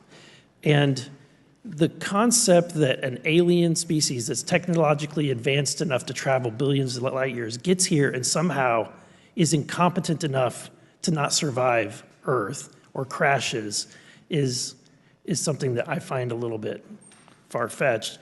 And with that being said, you have mentioned that there's interdimensional potential. Could you expound on that? Yeah, to answer your first question, and I'm here as a fact witness and expert, but I will give you a theoretical framework, at least to work off, to kind of espouse crashes, regardless of your level of sentience, right? Planes crash, cars crash, n number of sorties, however high, a small percentage are going to end in mission failure, if you will, as we say in the Air Force. And then in terms of multidimensionality, that kind of thing, the framework that I'm familiar with, for example, is something called the holographic principle.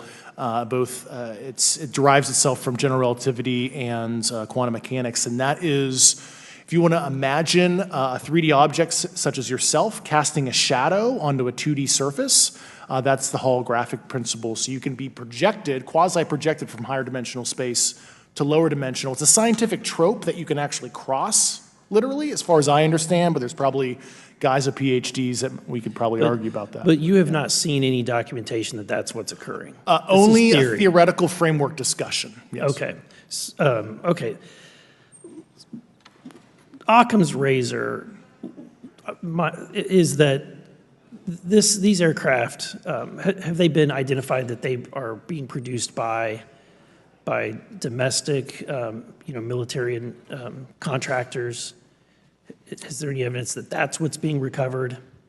Not to my knowledge, plus the recoveries predate a lot of our advanced programs that I previously am witting of. So, would it be safe to say that there could be a scenario today where you have an aircraft that crashes because it's been involved in one program from one federal agency, but the agency that retrieves it is not aware of that program, and to them it appears alien in origin? I mean, that's a hypothetical situation. I'm not aware of any historical situation that would match that you described. So You're not aware, it has not happened that you're aware of? that I'm aware of. Thank you, Mr. Chairman. I yield back.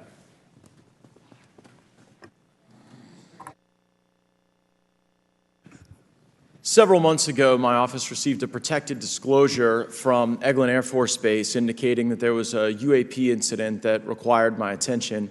I sought a briefing regarding that episode and brought with me Congressman Burchett and Congresswoman Luna. We asked to see any of the evidence that had been taken by flight crew in this endeavor and to observe any radar signature as well as to meet with the flight crew. We were not afforded access to all of the flight crew. And initially, we were not afforded access to images and to radar. Thereafter, we had a bit of a discussion about how authorities flow in the United States of America, and we did see the image. And we did meet with one member of the flight crew who took the image. The image was of something that I am not able to attach to any human capability, either from the United States or from any of our adversaries. And I'm somewhat informed on the matter, having served on the Armed Services Committee for 7 years, having served on the committee that oversees DARPA and advanced technologies for several years.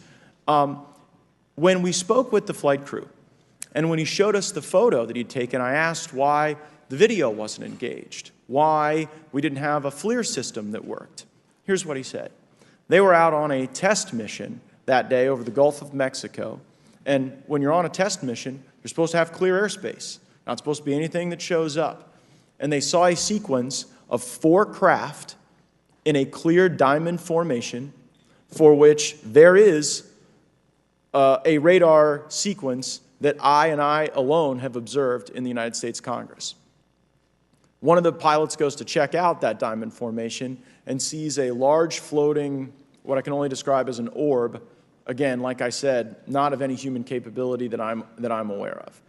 And when he approached, he said that his radar went down, he said that his FLIR system malfunctioned, and that he had to manually take this image from one of the lenses, and it was not automated in collection as you would typically see in a test mission.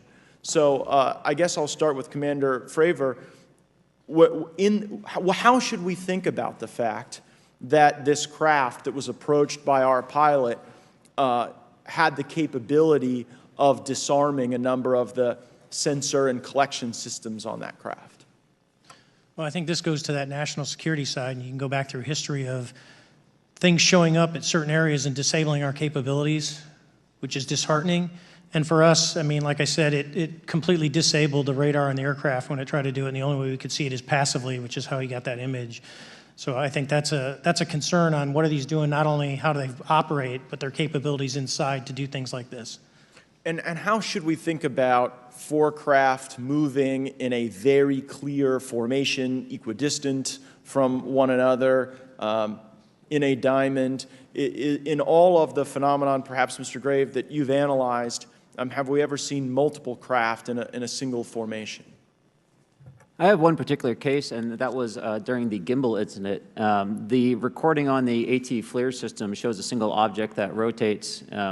You hear the pilots refer to a fleet of objects that is not visible on the FLIR system, and that was something that I witnessed during the debrief as part of the radar data on the situational awareness page.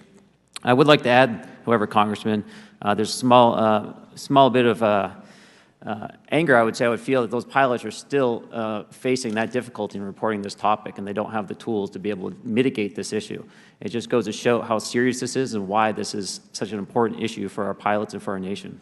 It was stated explicitly to me by these test pilots that if you have a UAP experience, the best thing you can do for your career is forget it and not tell anyone. Because any type of reporting, either above the surface or below the surface, does have a perceived consequence to these people, and that is a culture we must change if we want to get to the truth. Mr. Chairman, I would observe that perhaps as we move forward from this hearing, there are some obvious next steps.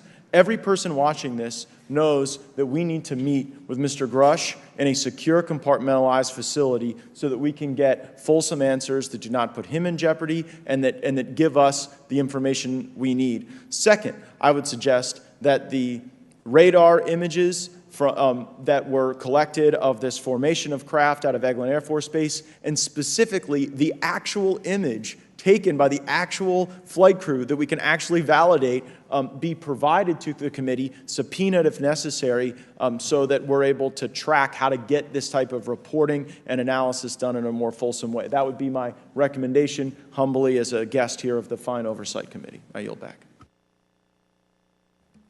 Ms. Mays?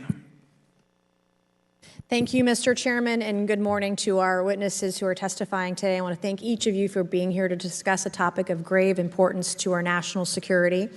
Earlier this year, a Chinese spy balloon was shot down off the coast of my home state of South Carolina. Since the Roswell incident in 1947, many Americans have wondered about the dangers of unknown objects crisscrossing our skies. Whether these are UAPs or weather phenomena, advanced technology from American allied or enemy forces, or something more out of this world. So my first question, I have several questions, and if we can just be quick on these first two, I'm going to ask each of you the same question, and then I'll get to each of you individually. The first one, when you reported your experiences with a UAP, did any of you face any repercussions with your superiors, yes or no? No. No. I've actually never seen anything personally, believe it or not. So. All right. And then do you believe there's an active disinformation campaign within our government to deny existence of UAPs, yes or no? I don't have an answer to that. As previously stated publicly, yes. I think previously with like Project Blue Book, yes, but currently I don't speak for the United States government. Okay, thank you. I have a few questions for Mr. Graves. What percentage of UAP sightings, in your belief, go unreported by our pilots? This is an approximation based off of my personal experience speaking with a number of pilots, but I would estimate we're somewhere near 5% reporting, perhaps. So like 95% basically don't report seeing UAPs? That's just my personal estimate. In the incident off Virginia Beach, do you believe the Navy took the danger to your aircraft seriously after it was reported? Absolutely. A few questions for Mr. Favor. As an expert naval aviator, have you ever seen an object that looked and moved like the Tic Tac UAP? No. Did the Tic Tac UAP move in such a way that defied the laws of physics? The way we understand them, yes. Many dismiss UAP reports as classified weapons testing by our own government, but in your experience as a pilot, does our government typically test advanced weapon systems right next to multi-million-dollar jets without informing our pilots? No, we have test ranges for that. It took over 15 years for your encounter with the Tic Tac to be declassified. Do you feel there was a good reason to prevent lawmakers from having access to this footage? No, I just think it was ignored when it happened, and it just sat somewhere in a file, never got reported. In a drawer. It happens a lot up here.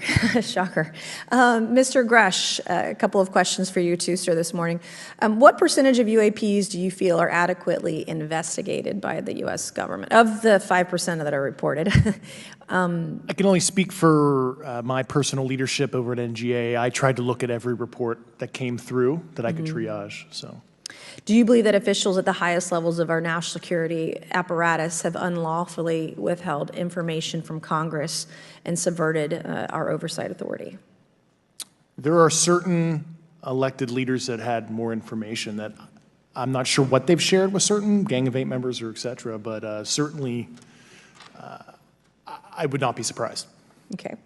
You've stated that the government is in possession of potentially non-human spacecraft.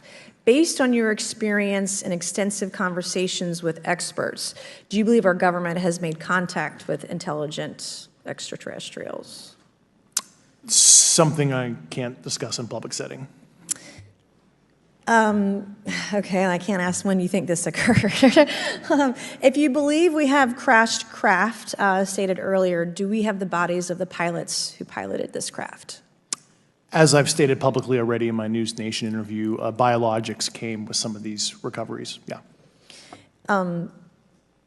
were they, I guess, human or non-human biologics?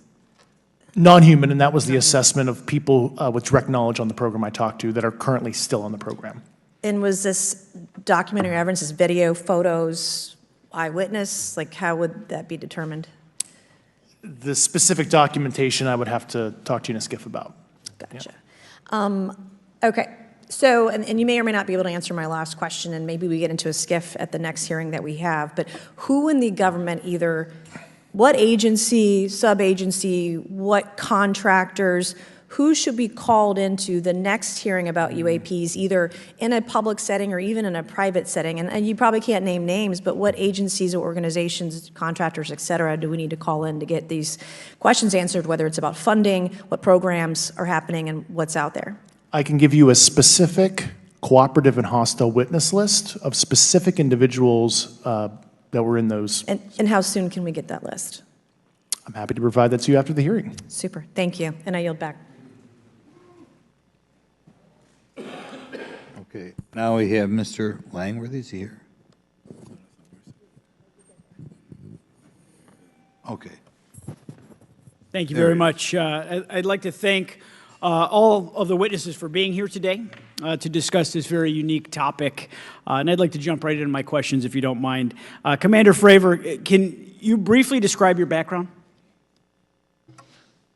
Yeah, I was an enlisted Marine, Naval Academy graduate, Navy, flew for 18 years, got a master's from University of Houston, and I've worked in the private sector for the last, 16 years, 17 years. I do a lot of defense work. So. Really gold-plated credentials. Commander Fravor, we have all seen the floating Tic Tac video that you engaged with on November 14th, 2004. Can you briefly talk about why you were off the coast of San Diego that day? Yeah, we were at a workup with all the battle groups, so we integrate the ships with the carrier, the air wing with the carrier, and we start working. So we were doing an air-to-air defense to hone not only our skills, but those of the USS Princeton when they had been tracking them for 2 weeks. The problem was that there was never manned aircraft airborne when they were tracking them, and this was the first day, and unfortunately, we were the ones airborne and went and saw it. Do you remember the weather that day? Was it cloudy or windy or anything out of the ordinary on the Pacific coast? It was actually, if you're familiar with San Diego, it was a perfect day, light winds, no white caps, clear skies, not a cloud. It was, for flying, it was the best. Now, is it true that you saw, in your words, a 40-foot flying Tic Tac shaped object? That's correct. Or for some people that can't know what a Tic Tac is, it's a giant flying propane tank. Fair enough. Did this object come up on radar or interfere with your radar or the USS Princeton? The Princeton tracked it, the Nimitz tracked it, the E-2 tracked it. We never saw it on our radars. Our fire control radars never picked it up. The other airplane that took the video did get it on a radar. As soon as it tried to lock it, it jammed the radar, spit the lock, and he rapidly switched over to the targeting pod, which you can do in the F-18. From what you saw that day and what you've seen on video, did you see any source of propulsion from the flying object, including on any potential thermal scans from your aircraft? No, there's none. There's no IR plume coming out. And Chad, who took the video, went through all the EO, which is black and white TV, and the IR modes, and there's no visible signs of propulsion. It's just sitting in space at 20,000 feet. In your career, have you ever seen a propulsion system that creates no thermal exhaust? No. Can you describe how the aircraft maneuvered? Abruptly, very determinate. It knew exactly what it was doing. It was aware of our presence, and it had acceleration rates. I mean, it went from 0 to matching our speed in no time at all. Now, if the fastest plane on Earth was trying to do these maneuvers that you saw, would it be capable of doing that? No, not even close. And just to confirm, this object had no wings, correct? No wings. Now, was the aircraft that you were flying, was it armed? No, never felt threatened at all. If the aircraft was armed, do you believe that your aircraft or any aircraft in possession of the United States could have shot the Tic Tac down? I'd say no. Just on the performance, it would have just left in a split second. It looks like that we have a problem here that needs further investigation. Yes. In your belief, is this this flying Tic Tac, I mean, is it capable of being the product of any other nation on the earth? No, like I said earlier, I think it defies current material science and the ability to develop that much propulsion. And I know there's been some physicists have done calculations, which is beyond anything that we have. Well, either the United States has an adversary here in this world that we don't know, or we really have some serious investigations to do. I really appreciate you being here. Is there anything else about the November 14th, 2004 incident that you think is important for this committee to know that you haven't been asked here today? No, it's been said it's probably the most credible UFO sighting in history based on all the sensors that were tracking it, and then for us to get visual and to go against the naysayers that it's something on the screen or whatever. I mean, there's 4 sets of human eyeballs. We're all very credible. Of the 6 of us that were involved in the thing, including the video, every one of us is going to do 20-plus years in the military in very responsible positions. So I'd say the world needs to know that. It's not a joke. Well, thank you very much for your testimony here today for all of you, and I yield back, Mr. Chairman. Mr. Ogles. Thank you, Mr. Chairman, and thank you all for being here and the courage it took to come forward and again, the sacrifice that each of you have made. I serve on the National Security Subcommittee for the Financial Services Committee, so I really want to stay in the national security lane, if I may.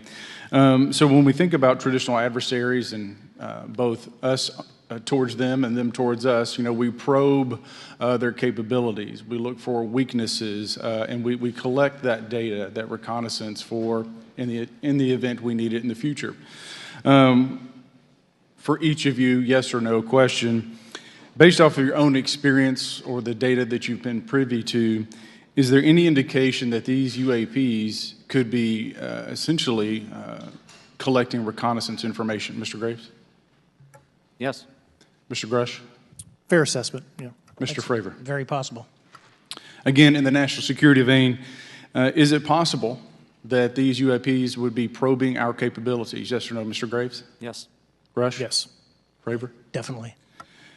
Is it possible that these UAPs are testing for vulnerabilities in our current systems? Yes. Yes. Possible. Do you feel, based off of your experience and the information that you've been privy to, that these UAPs provide an existential threat to the national security of the United States? Mr. Graves? Potentially. Yes, sir, potentially. Same answer, potentially. Yeah, I'd say Fravor? definitely, potentially. Mr. Graves and Fravor, in the event that your encounters had become hostile, would you have had the capability to defend yourself, your crew, your aircraft? Absolutely not. Sir? No.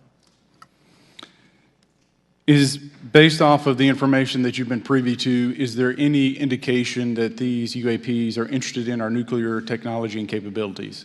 Yes. By external observation, sure, that could be a fair assessment, yeah. Yes. Is there any indication that the Department of Energy is involved in UAP data collection and housing? I don't have an answer. I can't confirm or deny that in a public setting. And could you do it in a secure setting? Yes. Mr. Fravor? No, I don't know. Mr. Chairman, I think I'm the last member to go, but there clearly is a threat to the national security of the United States of America. As members of Congress, we have a responsibility to maintain oversight and be aware of these activities so that, if appropriate, we take action. I would encourage the chairman to demand that we have any and all, but in particular Mr. Grush, talk to us in a skiff. And if that access is denied, I will personally volunteer to initiate the Holman Rule against any personnel or any program or any agency that denies access to Congress. Mr. Chairman, with that, I will yield the remainder of my time to my fellow colleague from Tennessee, Mr. Burchett. Thank you, Mr. Chairman. Thank you, Mr. Ogles, for the great questions, brother. Mr. Grush, I might have asked this before, but I want to make sure. Do you have any personal knowledge of someone who's possibly been injured working on legacy UAP reverse engineering? Yes. Okay. How were they injured? Was it is it something like a radioactive type situation or something we didn't understand? I've heard people talk about Havana syndrome type incidences. What was your recollection of that? I can't get into specifics, but you can imagine assessing an unknown unknown. There's a lot of potentialities you can't fully prepare for. How do you think we ought to handle UAP whistleblower complaints like yours in the future? Yeah, there was some issue with mine. So, PPD-19 process, it goes to the Intel committees, either through PPD-19 or ICD-120. There's not a good way for the Intelligence Community Inspector General to provide that to other committees. And I asked my information to be sent to the House and Senate Armed Services Committee because there are Title X equities at play, but there was no smooth process to do so. Yeah. That's a trash can. Are you aware of any individuals that are participating in reverse engineering programs for non-terrestrial craft? Personally, yes. Do you know any that would be willing to testify if there were protections for them? Certainly closed door and assurances that breaking their NDA, they're not going to get administratively punished for so. Yeah. I yield, Mr. Chairman. Thank you. I'm going to do something a little bit out of the ordinary here. We're going to give 3 people a chance at an additional 3 minutes. So, Mr. Burchett, do you want to keep going? Why don't you come back to me, Mr. Chairman? Ms. Luna, if she's is she on that list? Sure. Chairman, I'd like to submit for the record an article by News Nation, and it follows Mr. Grush's full interview for the record. Without objection. Thank you. Mr. Grush, why is it that you refer to the phenomenon as non-human intelligence? Why deviate from the basis of extraterrestrial life? I think the phenomenon is very complex, and I like to leave an open mind analytically to specific origin. When you say specific origin, are you referring, can you elaborate on that for those that might not? If it's a traditional extraterrestrial origin or something else that we don't quite understand from either a biological or astrophysics perspective, I just like to keep an open mind on what it could be, Okay, and referring to your News Nation interview, you had referenced specific treaties between governments. Article 3 of the Nuclear Arms Treaty with Russia identifies UAPs. It specifically mentions them. To your knowledge, are there safety measures in place with foreign governments or other superpowers to avoid an escalatory situation in the event that a UAP malevolent event occurs? Yeah, you're referring to actual a public treaty in the UN Register. It's funny you mentioned that. Yeah, the Agreement on Measures to Reduce the Risk of Outbreak of Nuclear War signed in 1971. Unclassified treaty, publicly available. And if you cite the George Washington University National Security Archives, you will find the declassified in 2013 specific provisions in the specific red line flash message traffic with the specific codes pursuant to Article 3 and Article, also Situation 2, which is in the previously classified NSA archive. What I would recommend, and I tried to get access, but I got a wall of silence at the White House, was those specific incidents when those message traffic was used. I think some scholarship on that would open the door to a further investigation using those publicly available information. Thank you. And then my last question with 51 seconds remaining. You mentioned white-collar crimes potentially being taking place in regards to a cover-up. Can you please elaborate? I have concerns based on the interviews I conducted under my official duties of potential violations of the Federal Acquisition Regulations, the FAR. Thank you very much, Chairman. I yield the remainder of my time. Okay, we'll go to Mr. Raskin for 3 minutes. Thanks, Mr. Chair, and I thank the witnesses for their endurance and service today. Mr. Fravor, you've described your episode in detail now, and you call it the most credible UFO sighting in history. But I wonder, was this the first time that you encountered a UFO or a UAP in 2004? Yes. And what was your general attitude or perspective on the UFO discussion before that happened? I never felt that we were alone with all the planets out there, but I wasn't a UFO person. I wasn't watching History Channel and MUFON and all that. And have you had experiences or encounters since that happened? No. And so have you formed any general conclusions about what you think you experienced then? Yes. I think what we experienced was, like I said, well beyond the material science and the capabilities that we had at the time, that we have currently, or that we're going to have in the next 10 to 20 years. Very good. Mr. Grush, you've been able to answer in great detail on certain questions, and then other things you say you're not able to respond to. Can you just explain where you're drawing the line, and what's the basis for that? Yeah, based on my DOPSR security review and what they've determined that is unclassified. I see. So you're answering any questions that just call upon your knowledge of unclassified questions, but anything that relates to classified matters you're not commenting on in this context? In an open session, but happy to participate in a closed session at the right level, yeah. Okay. And Mr. Graves, you've said that there are dozens of fellow pilots, military pilots. Are there also commercial pilots who've encountered the same kind of sightings that you described before?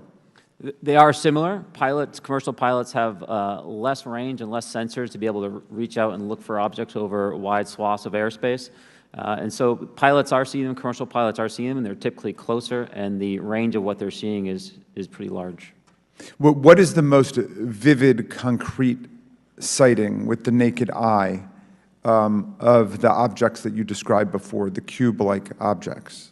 Certainly. I think the most vivid sighting of that would have been near midair that we had at the entrance to our working area. One of these objects was completely stationary at the exact entrance to our working areas, not only geographically but also at altitude. So it was right where all the jets are going, essentially, on the eastern seaboard. The two aircraft flew within about 50 feet of the object, and that was a very close visual sighting. And you were in one of the aircraft? I was not. I was there when the pilot landed. He canceled the mission after, and I was there. He was in the ready room with all his gear on, with his mouth open, and I asked him what the problem was, and he said he almost hit one of those darn things. He said he was 50 feet away from it? Yes, sir. And his description of the object was consistent with the description you gave us before? A dark gray or a black cube inside of a clear sphere. Inside of a clear sphere? Yes. And with no self-evident propulsion system? No wings, no IR energy coming off of the vehicle, nothing tethering it to the ground. And that was primarily what we were experiencing out there. I'm over time. Thank you very much for your service, and I yield back to Mr. Chairman. Very good. Mr. Burchett. Thank you, Mr. Chairman. This is for all three of y'all, starting with Mr. Graves. Why did you come forward on this issue? I came forward because I felt that my colleagues did not have a way to mitigate this safety threat, and I wanted to help them.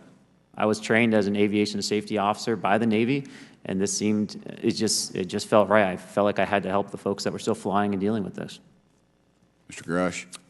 Purely a sense of duty. My first sworn oath when I was a cadet 18 years ago, and I still uphold that even out of the uniform. Commander. I was pestered by a friend, and I asked why, and he said, "You're the one person that they can't discredit, and you'll add credibility to the New York Times article." And so after about 6 times, I said, "Okay." Honest. Yeah. This town isn't made, unfortunately, by people like y'all. We thank y'all. And I do want to also thank the people in the audience and the people that are watching this that can't be, people all over the world that have kept this issue alive. You've endured criticism and derogatory remarks, and we're trying to get to the bottom of it. And so God bless y'all. Thank y'all so much. We really appreciate you guys and gals.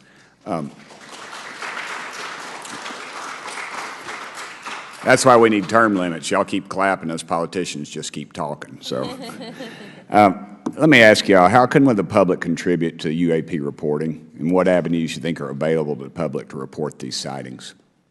Well, right now, I don't think there is a lot of public options for every man to be able to report on this. I think even for professionals that have sensor data that are seeing these on a regular basis, they're still hesitant to come forward. And so for the general public, I think encouraging the conversations that we're having today, looking for technology solutions that can be distributed so that objective data can be gathered is the first place to go. Mr. Grush? I'll just touch on the whistleblower side of it. I do encourage, current and former military, intelligence community, and industry contractors to come forward in a legal way, either through the IC or DoD or whatever the cognizant IGs are, to lead, join me in this discussion. Commander, and I guess I should say this for the record. My daddy was United States Marine Corps, 1st Marine Division, so. Hoorah. Yes, sir. He was old school, him and Chesty Puller on Peleliu, so thank you, wow. brother. Wow. Yes, sir. I'm not anything like my daddy. He was incredible. I'm very mediocre, to say the least, but go ahead. You seem to be doing fine. Yeah. For me, I was an accident investigator, so the biggest thing that you learn, and I think that witnesses need to do is, one, don't try and make the fish bigger than it was. Stick to the facts, write it down, and don't speculate what you think it is because it will sway your decision. Just write the facts down. We can get all the facts together and we can start to investigate and get a real honest story instead of it was this big. Thank you all, and I want to thank everybody. We made history today. Mr. Chairman, I yield. Thank you much, Mr. Garcia. Thank you. I know now we're going to be making some closing remarks, and so I just wanted to say a few things. First, to our witnesses, I want to thank all of you for being here with us today. I know that it takes a lot of courage. You're telling really important information to this committee, and I just want to thank you also for all three of you, your service to our country. I also want to just note that today's hearing was both important but also serious, and I want to thank our subcommittee chairman, Mr. Grothman, I think for running a very fair and substantive hearing. I do want to thank the committee staff on both sides for the amount of work that it took to put this hearing in place, and certainly to all the members that have been involved in this issue prior to the hearing. I also want to note for our witnesses and for the public that I'm a freshman member of Congress, and I've only been here for 7 months, but this is by far the most bipartisan conversation and discussion that I have seen happen in the Congress. And I think that a topic of this significance as it relates to our national security, as it relates to information that we're trying to gather for the American public, does bring people together, and I think that's been really great to see.